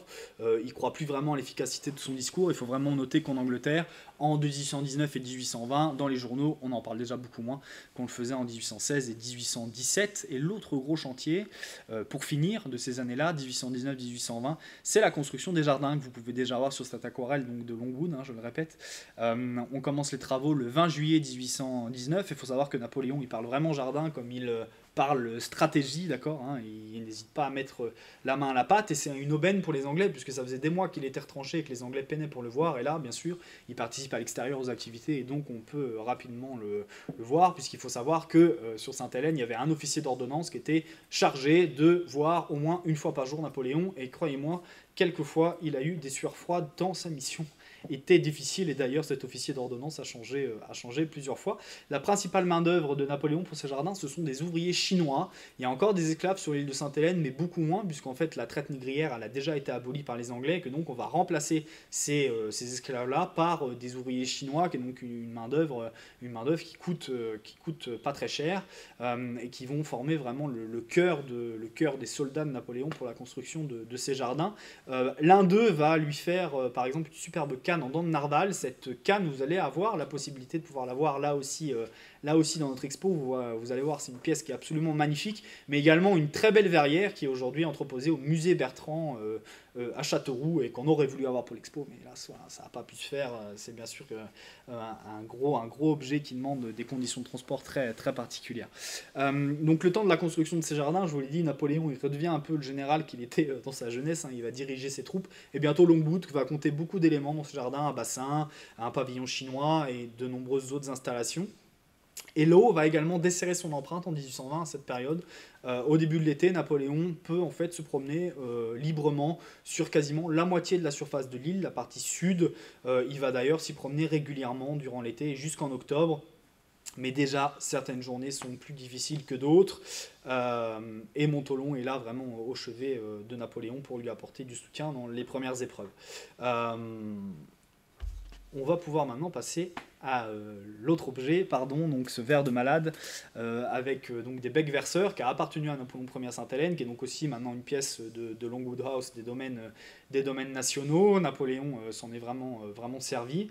Et ça va nous permettre d'évoquer la maladie de Napoléon, à compter de novembre 1820. On va s'arrêter juste avant, 1 minute, sur les nouveaux arrivants sur l'île en 1819, parce qu'il y a eu des départs, on l'a dit, mais il y a également des arrivées. Pourquoi ? En effet, en 1819, Bertrand il va demander à Fesch l'envoi d'un prêtre. Fesch, c'est donc l'oncle de Napoléon. Il est évêque, il est homme de Dieu, et donc finalement c'est l'évêque des exilés de Sainte-Hélène, entre guillemets. Et Bertrand lui demande l'envoi d'un prêtre français ou italien de moins de 40 ans. Et donc après avoir obtenu le consentement de Bathurst, Fesch et Laetitia, donc la mère de Napoléon Bonaparte, choisissent un homme qui s'appelle Buonavita, et il a 67 ans, d'accord ? Donc on est quand même très loin des moins de 40 réclamés par Bertrand. Il est corse, et ça véritablement pour Laetitia, c'est sans doute le premier critère, la première condition nécessaire pour être accepté. Il a bien sûr besoin d'un accompagnant, puisque ce monsieur, il va falloir qu'il se confesse sur place, et donc il faut qu'il ait un deuxième homme de Dieu avec lui. Et donc là, on choisit un jeune qui s'appelle Vignali. Il est aussi corse, mais alors il est aussi intelligent que le premier est jeune, quoi. C'est-à-dire que vraiment, il est pas super fut-fut. Donc c'est vraiment des personnages un peu particuliers que Fesch et Laetitia envoient à Napoléon. Et en plus, peu de temps après, Bathurst il va leur demander à eux deux de profiter de cette occasion pour aussi choisir un médecin et envoyer un médecin. Il y a des très bonnes candidatures sur la table, mais pourtant on va choisir un troisième Corse qui s'appelle Antomarchi. Alors, il est sans doute très agréable, du moins c'est vraiment les échos qu'on peut en avoir, avec les témoignages de l'époque, mais par contre, il n'est pas du tout médecin, Antomarchi, puisqu'il est plutôt connu pour avoir réalisé des autopsies avant d'arriver chez Napoléon. Donc autant vous dire que c'est quand même des tristes cires qu'on envoie à Napoléon, enfin du moins que sa propre mère lui envoie. Mais il a un avantage certain par rapport aux autres candidats, il coûte beaucoup moins cher, et il faut savoir que Laetitia Bonaparte, son premier défaut certainement, c'était celui d'être pingre au possible. Alors pourquoi ? Parce que ça ne peut pas tout expliquer, pourquoi Fesch et Laetitia choisissent d'envoyer des personnages comme ça, qui sont quand même pas de super qualité, à Longwood. C'est pour la bonne raison qu'ils sont un petit peu tous les deux, à l'époque, dans un délire paranoïaque, qui voudrait que Napoléon, il a été emporté par les anges. Pas dit mort, hein. Je dis emporté par les anges, d'accord. Donc il n'y a aucune raison d'envoyer des personnes de bonne qualité, puisque finalement même les compagnons de Napoléon, ils sont acteurs de cette mascarade, et donc c'est pour ça qu'on va choisir ces personnages qui ne sont certainement pas de premier plan. Bon, pour revenir à la santé de Napoléon, il faut savoir qu'elle est plutôt bonne jusqu'en novembre 1820. C'est la date qui marque l'arrivée des grosses difficultés. Il faut quand même dire qu'il y a un premier épisode où Napoléon a failli mourir, et là on est en 1819. Depuis 1816, il se plaint d'une douleur à l'estomac qui le fait souffrir, mais une douleur sourde et qui ne l'handicape pas trop dans un premier temps. Et il faut savoir également que depuis le départ d'O'Mahara, qui a été remplacé par Verling, qui vit aussi à Sainte-Hélène, Napoléon refuse de voir un médecin. Donc finalement, entre le départ d'O'Mahara et l'arrivée d'Antomarchi, il y a quelques mois, et Napoléon ne voit pas de médecin. En fait, Napoléon, il a développé un ulcère à l'estomac, qui est une maladie de stress, commune chez les hommes, en surpoids et plutôt hyperactif. il faut dire que son destin depuis 1812 et depuis la campagne de Russie ne prête pas quand même à beaucoup de repos. Et donc le 16 janvier 1819, la journée s'est plutôt bien passée, mais il a quand même été contrarié par cette construction à New Longwood qui lui convient pas. Au milieu de la nuit, c'est la catastrophe. Il se réveille au milieu de la nuit, peu avant minuit donc. Il a très mal à l'épaule, un très fort mal de tête, et il va s'évanouir et perdre connaissance pendant 15 minutes. Autant vous dire que chez les Français, c'est le branle-bas de combat, puisqu'il ne veut pas voir Verling, qui est pourtant juste à côté, il y aurait juste à taper à la porte, il viendrait. Non, on va faire venir le docteur de marine, le médecin de marine Stocco, mais qui est donc lui sur son bateau en rade de Sainte-Hélène, d'accord? Donc le fait est que, le temps de partir de Longwood, aller chercher Stocco, le ramener, Stocco arrive, la crise est finie, et Napoléon dort, d'accord? Il fait quand même réveiller Napoléon, on se rend compte qu'il est blafard, mais le fait est qu'il a survécu à la crise. Mais qu'est-ce qui s'est passé? Eh bien, en réalité, son estomac s'est perforé, d'accord, ce soir-là, à cause de l'ulcère. Et par chance, le lobe gauche de son foie s'est agrégé à l'estomac, colmatant le trou et sauvant Napoléon. Mais finalement, cet ulcère, qui avant la perforation de l'estomac était plutôt bénin, va devenir mortel puisque ça va provoquer des micro-saignements de l'estomac qui seront constants et ce qui entraîne à la fin ce qu'on appelle une anémie fériprive. Il ne faut pas avoir peur du mot. En fait, ça signifie qu'on a une diminution du nombre de globules rouges dans le sang ou de leur teneur en hémoglobine. Bien, donc il vécut presque 2 ans avec ça, avec des crises, mais sans trop de conséquences et sans trop de difficultés. Et c'est vraiment en novembre-décembre 1820 que son état clinique se dégrade. Début décembre, Montholon note qu'il ne garde plus rien, c'est-à-dire qu'il ne peut plus rien manger de solide. Déjà depuis 15 jours, il mange liquide, il est alité, il perd souvent connaissance, de l'extrême fatigue. Ses chairs aux fesses et aux cuisses à l'arrière sont cadavéreuses, le pouls est faible, les gencives, les ongles et les lèvres sont décolorés. En bref, l'agonie, hélas, commence, et on va voir que notre histoire va toucher du coup prochainement à sa fin. Au bras de marchand, Ali ou Bertrand, il se promène encore de temps à autre, au mois de janvier. Sa dernière sortie, c'est mi-mars, mi-mars 1821. Il est très pâle, et même les Anglais qui finalement jusqu'à présent croyaient encore à de la comédie vont se résoudre au fait qu'il faut commencer à s'inquiéter. Il prend un poids dantesque, il devient très lourd, mais il a encore quelques moments de répit et souhaite vraiment faire de l'exercice et maintient toujours un rythme de lecture assez soutenu. Son médecin, Antomarchi, s'illustre par son absence.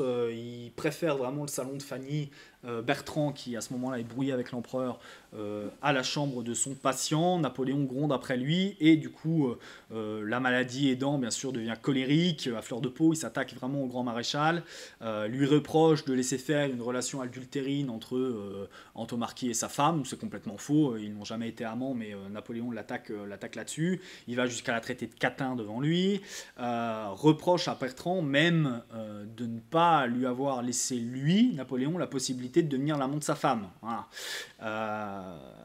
Mais voilà, le grand maréchal ne pipe mot et avec retenue encaisse réellement les coups. Bien, les mois de mars et avril, Napoléon, bien sûr, son état se dégrade encore. Il y a une gastrite qui devient de plus en plus aiguë, encore plus avec les mauvais traitements. On n'en a pas parlé jusque-là, mais il convient de dire que tous les médecins qui ont été en contact de Napoléon l'ont poussé véritablement vers la mort. Pourquoi? Parce qu'on est convaincu qu'il a une maladie du foie, qu'il a une hépatite chronique, et donc on lui donne du mercure à tout va et à toutes les sauces, et le mercure ayant en premier lieu un effet dévastateur pour l'estomac, alors que Napoléon, il est malade de quoi? De l'estomac. Donc le fait est que ça va vraiment faire en sorte que l'état clinique se dégrade très très vite. Par exemple, Antomarchi, en mars à avril 1821, donc juste avant le décès, il prescrit des vomitifs, ce qui bien sûr va considérablement affaiblir Napoléon puisqu'il l'est déjà, donc ce qu'on appelle du quinquina, et donc ça va aggraver l'ulcère et provoquer cette gastrite aiguë, donc on en a parlé tout à l'heure. Donc finalement, à la mi-avril, à 1821, l'issue rapide de la mort de Napoléon Hélas ne fait pas de doute.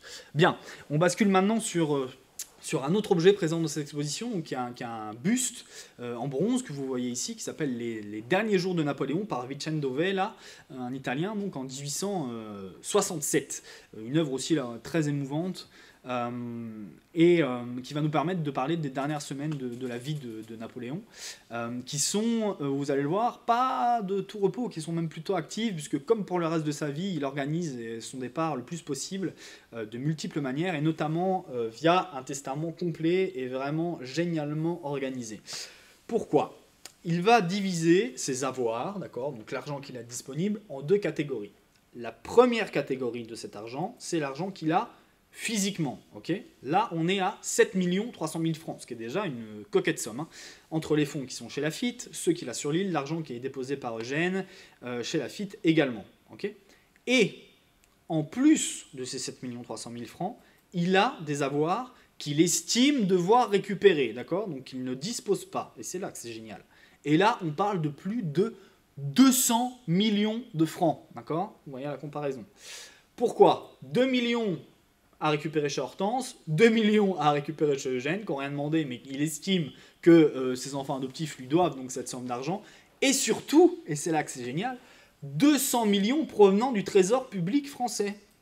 Donc finalement, il va donner de l'argent, Napoléon, dans son testament, à des personnes à partir de l'argent qui est sur le trésor public français. Et vous imaginez bien que Louis XVIII, qui est au pouvoir en 1821, ne va pas s'amuser à dépenser des millions au nom de celui qu'on qualifie encore comme étant l'usurpateur. Mais c'est un super coup de com', puisque bien sûr les gens, quand ils vont devoir se plaindre en disant « mais je suis sur le testament de Napoléon et c'est vous qui me devez de l'argent », bah, ils vont aller se plaindre à Louis XVIII, et plus à Napoléon, bien entendu, qui du coup est mort.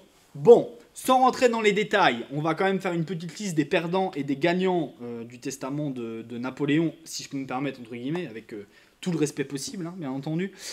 Du côté de ses absents, il faut vraiment noter sa famille en termes d'argent, puisque ni sa mère, ni ses frères, ni son fils ne vont toucher la moindre somme, d'accord? Aucun legs en argent. Son fils, il hérite des objets finalement liés à la gloire de son père, sa mère quelques objets divers, et ses frères et sœurs vont recevoir des aigles de régiment et des mèches de cheveux, et d'ailleurs vous aurez une des mèches de cheveux qui, dans cette exposition qui fait partie du lot de son frère Louis, d'accord, au moment de la succession, et donc l'argent va plutôt à ses compagnons d'exil. Alors les grands gagnants, le premier et incontestablement, messieurs, dames, c'est le général de Montholon, puisqu'il va toucher la somme complètement extravagante de 2 225 000 francs, en plus de ce qu'Albine avait déjà négocié en 1819 pour son départ. Hein. Et surtout, à chaque fois, il y a une répartition entre ce que je vous disais, donc l'avoir propre, donc là, on est quasiment sûr de bien récupérer son argent, et ce que doit donner le trésor public. Et en fait, il y a 2 millions chez Montholon qui sont issus de l'avoir propre, donc la grosse majorité de la somme. Alors, on a souvent parlé sur les manigances éventuelles des Montholon, qui n'ont jamais vraiment été prouvées. Bon, et bien sûr, ils ont sans doute dû être un peu motivés par l'argent et par l'appât du gain, ça il faut être clair. N'empêche que Montholon, il reste au chevet de l'empereur jusqu'au bout. Le deuxième dans la liste, c'est Bertrand.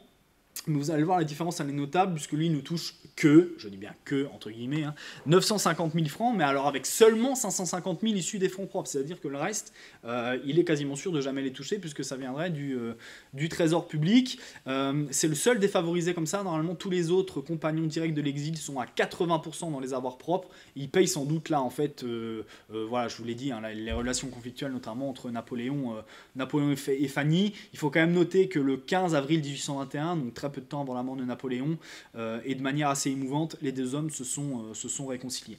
Bien, Marchand, lui, touche la somme de 500 000 francs, ce qui est là aussi considérable. Lacaze, l'auteur du mémorial, 300 000. Et le quatrième évangéliste, Gourgaud, qu'est-ce qu'il touche? Nada, que chi, rien, il n'est pas sur le testament. Voilà, ce qui tente aussi à prouver que finalement, le départ en mission de Sainte-Hélène, prend un petit peu de plomb dans l'aile, et que ce que notamment Pierre Brandard avance dans son livre semble plutôt près de la vérité. On a également ensuite les compagnons donc, des années phases de l'Empire, hein, qui sont bien sûr mentionnés, les héritiers Bessières pour 450 000, La Valette pour 300 000 et Drouot, hein, qu'on peut vraiment considérer là aussi comme un fidèle parmi les fidèles, pour 200 000 francs. Mais attention, là au niveau de ces avoirs propres et du trésor public, c'est 69% seulement qui proviennent des avoirs propres. Il donne ensuite à ses soldats et à ses officiers de la Grande Armée pour 100 millions de francs, et aux villes assiégées et envahies en 1814, là aussi pour 100 millions. Mais il y a 1% des avoirs propres de ces 200 millions qui viennent donc de la poche de l'empereur, et le reste c'est le trésor public. Donc là aussi c'est un coup de com' qui est génial, puisque finalement les soldats et les officiers de la Grande Armée ils vont pouvoir se retourner contre Louis XVIII. Bien, une fois qu'on a parlé de ce testament, bien entendu il faut parler du départ, hein, de Napoléon, de sa mort, et des causes et du déroulé. Sa dernière promenade, donc je vous l'ai dit, elle est datée du 17 mars 1821, depuis il est cloué au lit. avec une fièvre qui persiste, qui ne se calme pas, il crache du sang, il a un appétit intact. Je vous ai raconté l'anecdote de la bavaroise tout à l'heure, mais l'anémie provoque des vomissements qui sont constants. Antomarchi, dans les derniers moments, il est aidé par un médecin anglais qui s'appelle Arnott.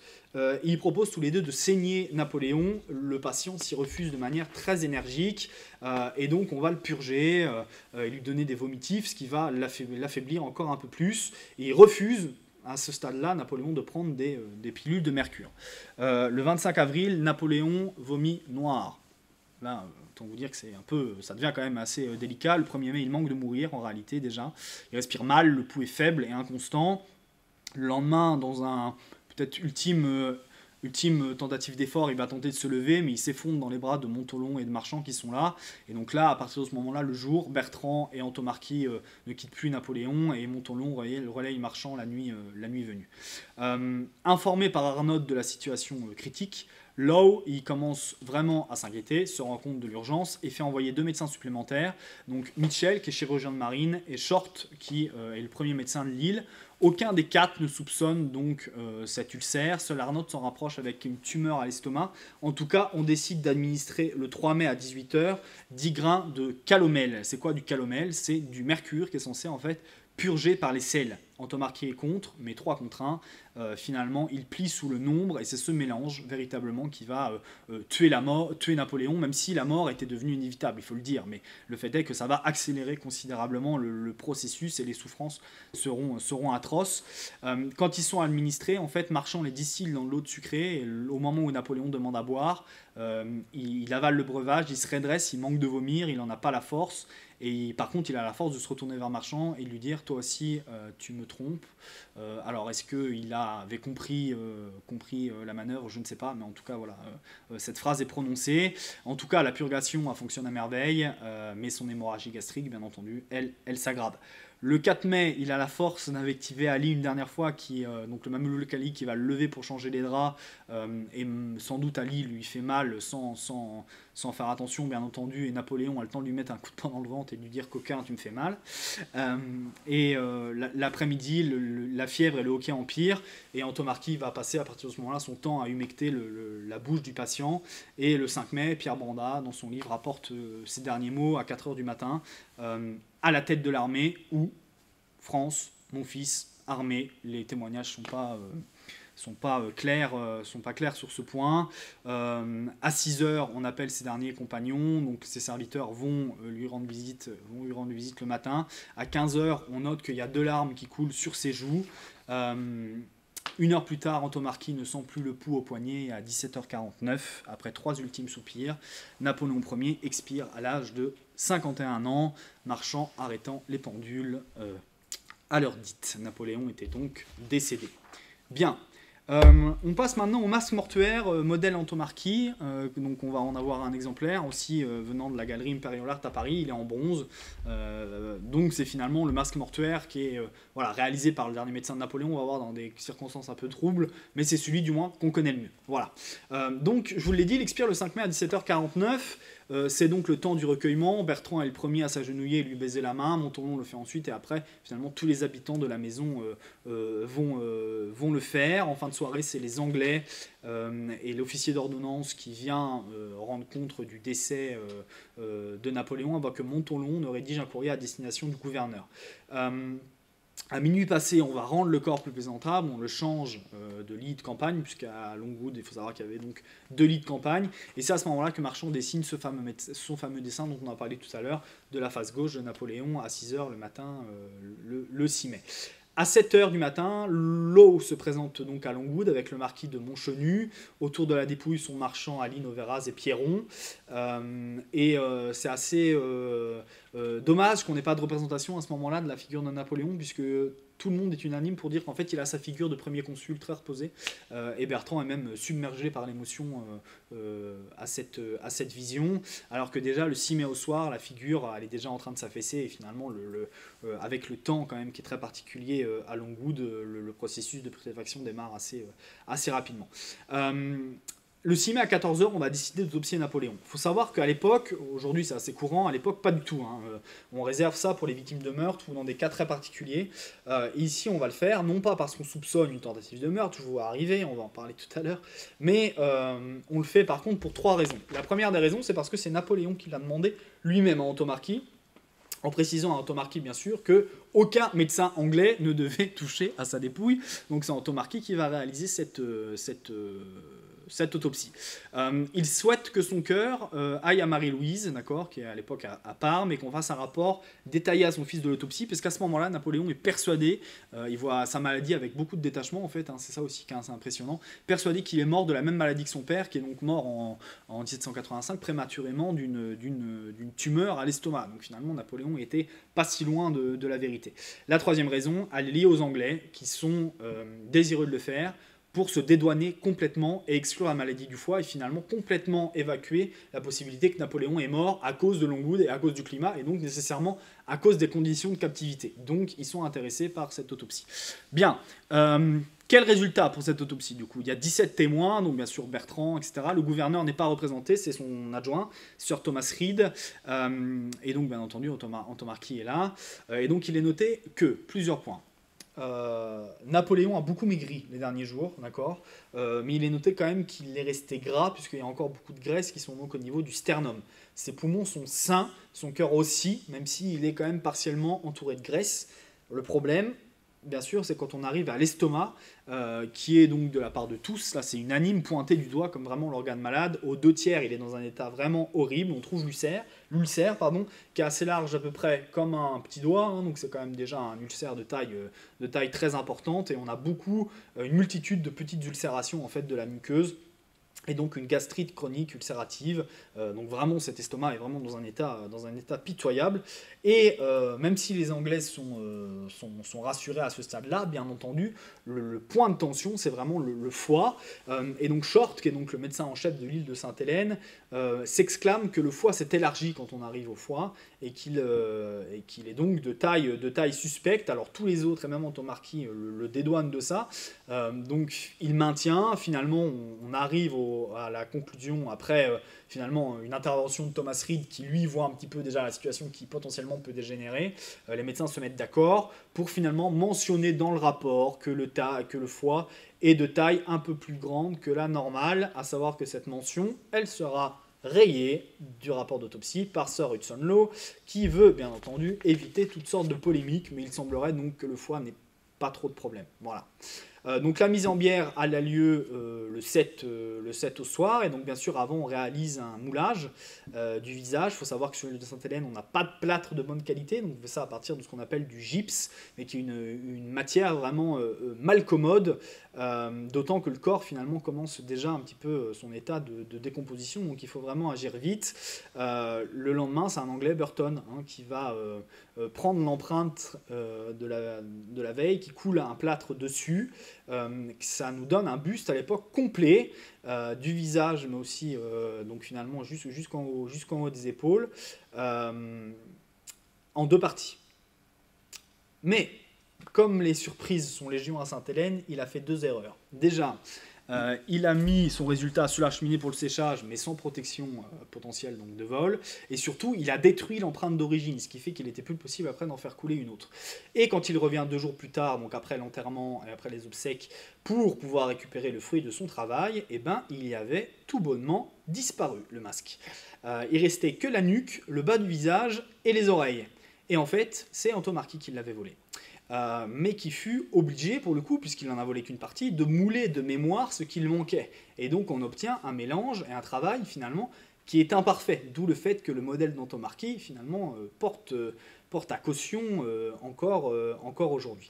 Bon, je vous l'ai dit, Napoléon, il est enterré le 9 mai 1821 dans la vallée des Géraniums, qui est donc un lieu qu'il avait choisi. On n'inscrit rien sur la pierre tombale. Là aussi, c'est un peu un point de tension, puisque les Anglais et les Français, bien sûr, ne tombent pas d'accord. Bertrand, il avait fait une concession en proposant juste le terme de Napoléon. Law refusa, voulant faire mettre Napoléon Bonaparte. Finalement, on ne mit rien, puisque les Français refusent cette option. Et bien maintenant, on va faire un petit point sur les polémiques. Je vous l'ai dit aussi dans nos vidéos introductives. C'est difficile de parler de l'exil de Napoléon à Sainte-Hélène sans évoquer les théories du complot qui peuvent avoir lieu à ce sujet. Je vous renvoie à ce sujet à 2 ouvrages. On en parle depuis tout à l'heure, mais enfin plutôt à 3, mais j'en ai que 2 sur moi. Le premier, c'est le livre de Pierre Branda, Napoléon à Sainte-Hélène. Vraiment, il va faire date, c'est vraiment un bouquin super. Bien sûr, Pierre Branda est un spécialiste très reconnu de la période napoléonienne, mais il est vraiment aussi très doué comme auteur, autant que comme historien. Donc vraiment, c'est un récit que vous pouvez lire, qui est vraiment accessible à tous. Un deuxième ouvrage qui vient de paraître, et je ne l'ai pas encore, il n'est pas encore arrivé, David, mais c'est celui de David Chantrane, dirigé par David Chantrane et Jean-François Coulon-Desarts, qui fait aussi partie de l'équipe d'exposition, Napoléon vu par les derniers témoins. Et enfin, et ça c'est plutôt sur le point des polémiques, je vous conseille cette revue de l'ABN, l'Association belge napoléonienne, qui vient de sortir. Et dedans, il y a un super article de notre ami Franck Gronier sur les différentes justement théories du complot et savoir si Napoléon a été empoisonné ou s'il y a eu substitution, etc. Nous aussi, on va en parler un petit peu. Déjà, au travers donc de plusieurs mystères qu'on réussit à résoudre de manière rationnelle. On va pouvoir voir ça. La première chose, c'est la substitution. Donc il existerait un mystère Cipriani qui est donc mort mystérieusement, on l'a vu tout à l'heure, et dont le corps a disparu. Plutôt, en fait, on n'a jamais retrouvé la tombe, mais ça peut s'expliquer assez bien, puisqu'en fait, personne, mais quand je dis personne, c'est même l'empereur, n'a voulu lui payer une pierre tombale, d'accord? Donc il est même enterré à même le sol, donc bien entendu, c'est assez difficile sans pierre tombale d'aller retrouver, donc un corps. Et donc finalement, on doit à plusieurs historiens, moi je dis que c'est des historiens en mal de publicité, parce que je ne suis pas tout à fait d'accord avec ces analyses-là, mais on doit à un historien qui s'appelle donc Georges Rétif de la Bretonne, avec un livre très accrocheur qui s'intitule « Anglais, rendez-nous Napoléon, Napoléon n'est pas un invalide », et aussi Bruno Roy-Charles qui publie en 2003 son livre « Napoléon ». L'énigme de l'exhumé de 1840, Cipriani aurait donc pris la place de Napoléon dans le cercueil, et donc en fait les Anglais auraient conservé Cipriani pendant 10 ans dans un cercueil en fer blanc, d'accord, et remplacé en 1828 Cipriani par Napoléon et inversement lors du dernier passage de l'eau sur l'île. Bon, pour argumenter cela, ils ont quand même, et ils se basent sur une série d'événements. 1. Le nombre de cercueils ne colle pas, il y en a 3 au moment de l'enterrement, alors qu'il y en a 4 en 1840. Bon, ça a été prouvé par Thierry Lenz, que le 4e, en fait, il est simplement en cours de fabrication, quelques jours après la mort de Napoléon. Donc finalement, c'est encore rien d'étonnant. Le chapeau n'est plus au pied. Oui, sans doute, mais sur son ventre. D'accord, mais bon, l'explication, là, elle est toute simple, c'est le voyage, finalement, du corbillard, sur une route, quand même, plutôt très, très chaoteuse. Bien, les vases des viscères ont bougé. Il est très vraisemblable en fait qu'au moment finalement de la disposition du corps dans le cercueil, c'est les valets qui aient bougé ces vases-là, puisque la place manquante en bas du cercueil est vraiment notable, puisque ce cercueil en fer blanc, voilà, c'est très difficile d'avoir et les bottes et les pieds bottis finalement et les vases. Donc là nécessairement, visiblement, on va bouger ces vases. Il relève aussi que le corps est parfaitement conservé en 1840. Ça aussi c'est explicable rationnellement. Finalement, l'oxygène, elle ne passe pas au travers des 4 cercueils. C'est ce qu'on appelle donc une conservation anaérobique. Et même Bertrand d'ailleurs va le noter dans son journal à l'époque, voilà, qu'on lui a certifié finalement que le corps pourrait, il dit ça en 1821, hein, que le corps pourrait durer des siècles avec cette épaisseur des 4 cercueils. Il n'y a plus de bas de soie dans les bottes. Oui, ok, bah finalement les coutures des bottes, elles ont visiblement pourri en 19 ans, hein, et laissé passer les orteils de Napoléon. Le fameux déplacement du cordon de la Légion d'honneur, qui se trouve sur l'uniforme en 1821 alors qu'on le trouve sous l'uniforme en 1840. Bon, là, il n'y a pas réellement d'explication. Il faut quand même noter que même si on a un dessin du 6 mai qui montre que le couloir, que le cordon est sous l'uniforme, on n'a pas réellement d'accord entre les témoins, même en 1821. Alors en 1840, bien sûr, les témoins ne sont pas nécessairement d'accord à ce moment-là. Et les éperons qui auraient disparu en 1840, ben là ça paraît complètement fou. Les pieds, en fait, en 1821 de Napoléon reposent déjà en fait sous 3 coussins, donc ça paraît complètement invraisemblable qu'en plus des 3 coussins, on ait mis des éperons. Enfin, voilà, c'est un cercueil qui est quand même voilà, d'une taille normale. On n'a pas un cercueil qui est immense. Donc finalement, voilà, tous ces arguments-là sont quand même explicables rationnellement. Voilà, et finalement, c'est peut-être plutôt une tentative pour ces historiens de parler d'eux. La deuxième théorie, c'est la théorie de l'empoisonnement. Ça, on le doit à un dentiste suédois, toxicologue assesseur. Il va sans doute, bon, il est mort ce pauvre homme, mais il va sans doute m'en vouloir de prononcer son nom tel quel. Vous me pardonnerez, mais je suis vraiment pas doué avec la prononciation nordique. Il s'appelle Sten, jusque-là tout va bien. Mais Forchefud, voilà, désolé. Peut-être que quelqu'un aura une meilleure prononciation à me conseiller. Qui se base en fait, lui, sur l'analyse de mèches de cheveux de Napoléon et sur une série de symptômes. Il en relève plus de 30. Et donc les mèches analysées en fait seraient de 30 fois supérieures à 100 fois, 100 fois supérieures à la normale, donc au niveau des analyses toxicologie.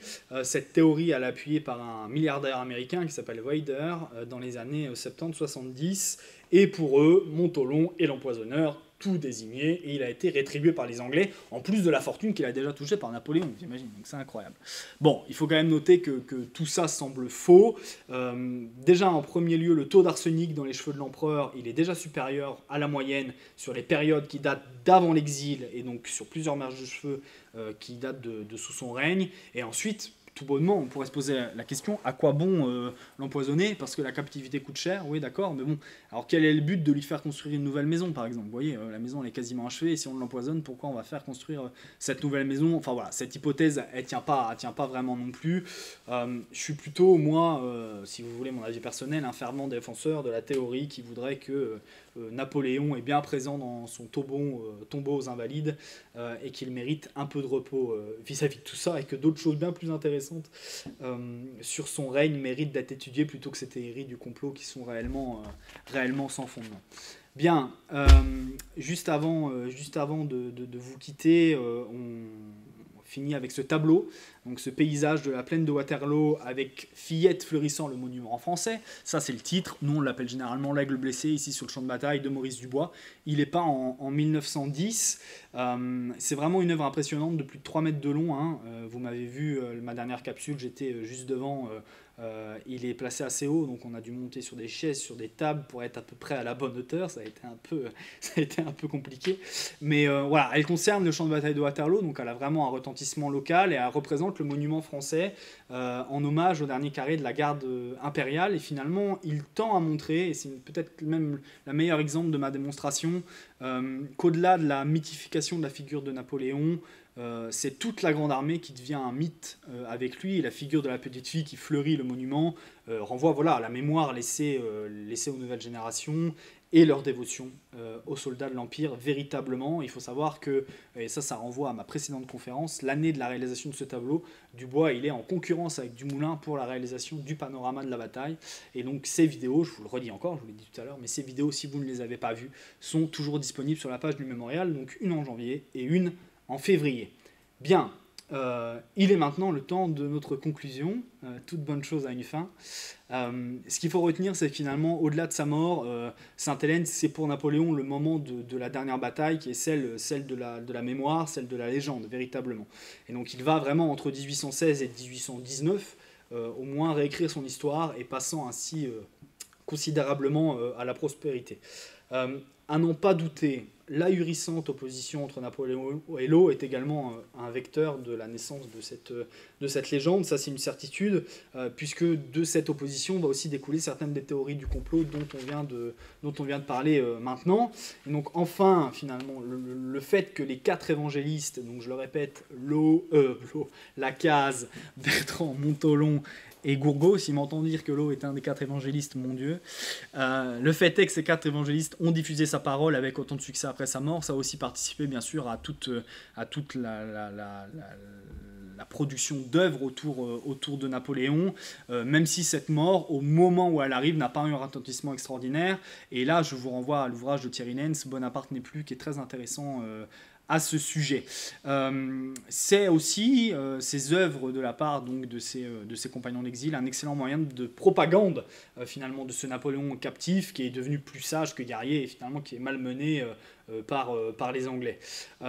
Disons enfin que le retour des cendres en 1840 le fait revenir véritablement plus grand que jamais en France, finalement sur les bords de la Seine, comme il souhaitait et comme il le marque dans son testament, avec une cérémonie qui a lieu le 15 décembre et qui est des plus fastueuses et finalement des plus impériales, ce qui est un formidable coup de com' pour le régime de Louis-Philippe, mais c'est pas le sujet d'aujourd'hui. J'aimerais vous quitter avec finalement cette citation de Chateaubriand qui très justement évoque ce phénomène. Lui, il a dit « Vivant, il a marqué le monde, mort, il le possède ». Et je crois vraiment, véritablement que 200 ans plus tard, ça n'a jamais été aussi vrai. Voilà. Un dernier petit point, juste avant de vous laisser la parole pour des questions éventuelles sur cette exposition. Je refais un petit point. Donc, elle ouvre le 5 mai 2021 et elle ferme le 17 octobre. Voilà. Donc, plus d'une centaine de pièces, toutes originales, qui méritent vraiment le coup d'être vues et qui seront mises en scène vraiment magnifiquement au sein du mémorial de la bataille de Waterloo. On vous y attend, bien entendu, très nombreux. Voilà, merci à tous. Y a-t-il des questions, Madame la colonelle Marine? Il n'y a pas de questions. Même sur Napoléon, il n'y a pas de questions. Pas de questions. C'est vrai? Bon, bah écoutez, en tout cas, merci pour votre écoute, merci pour votre patience. Je vois qu'on est à l'heure, c'est impeccable, on n'a pas trop tard. En tous les cas, merci beaucoup, je vous souhaite une bonne soirée. À très bientôt, sous ce format-là ou sur une autre. Notre prochain rendez-vous fixé, il est au mois de mai, le 28 mai. On aura une conférence de David Chantrane sur Napoléon, justement, vu par ses derniers témoins, ici au mémorial de la bataille de Waterloo. J'espère en présentiel, mais en tous les cas, retransmise en live sur Facebook, ça c'est sûr. Voilà, d'ici là, prenez soin de vous, faites attention à vous, on n'est pas encore tiré de l'auberge, et à très bientôt. Voilà.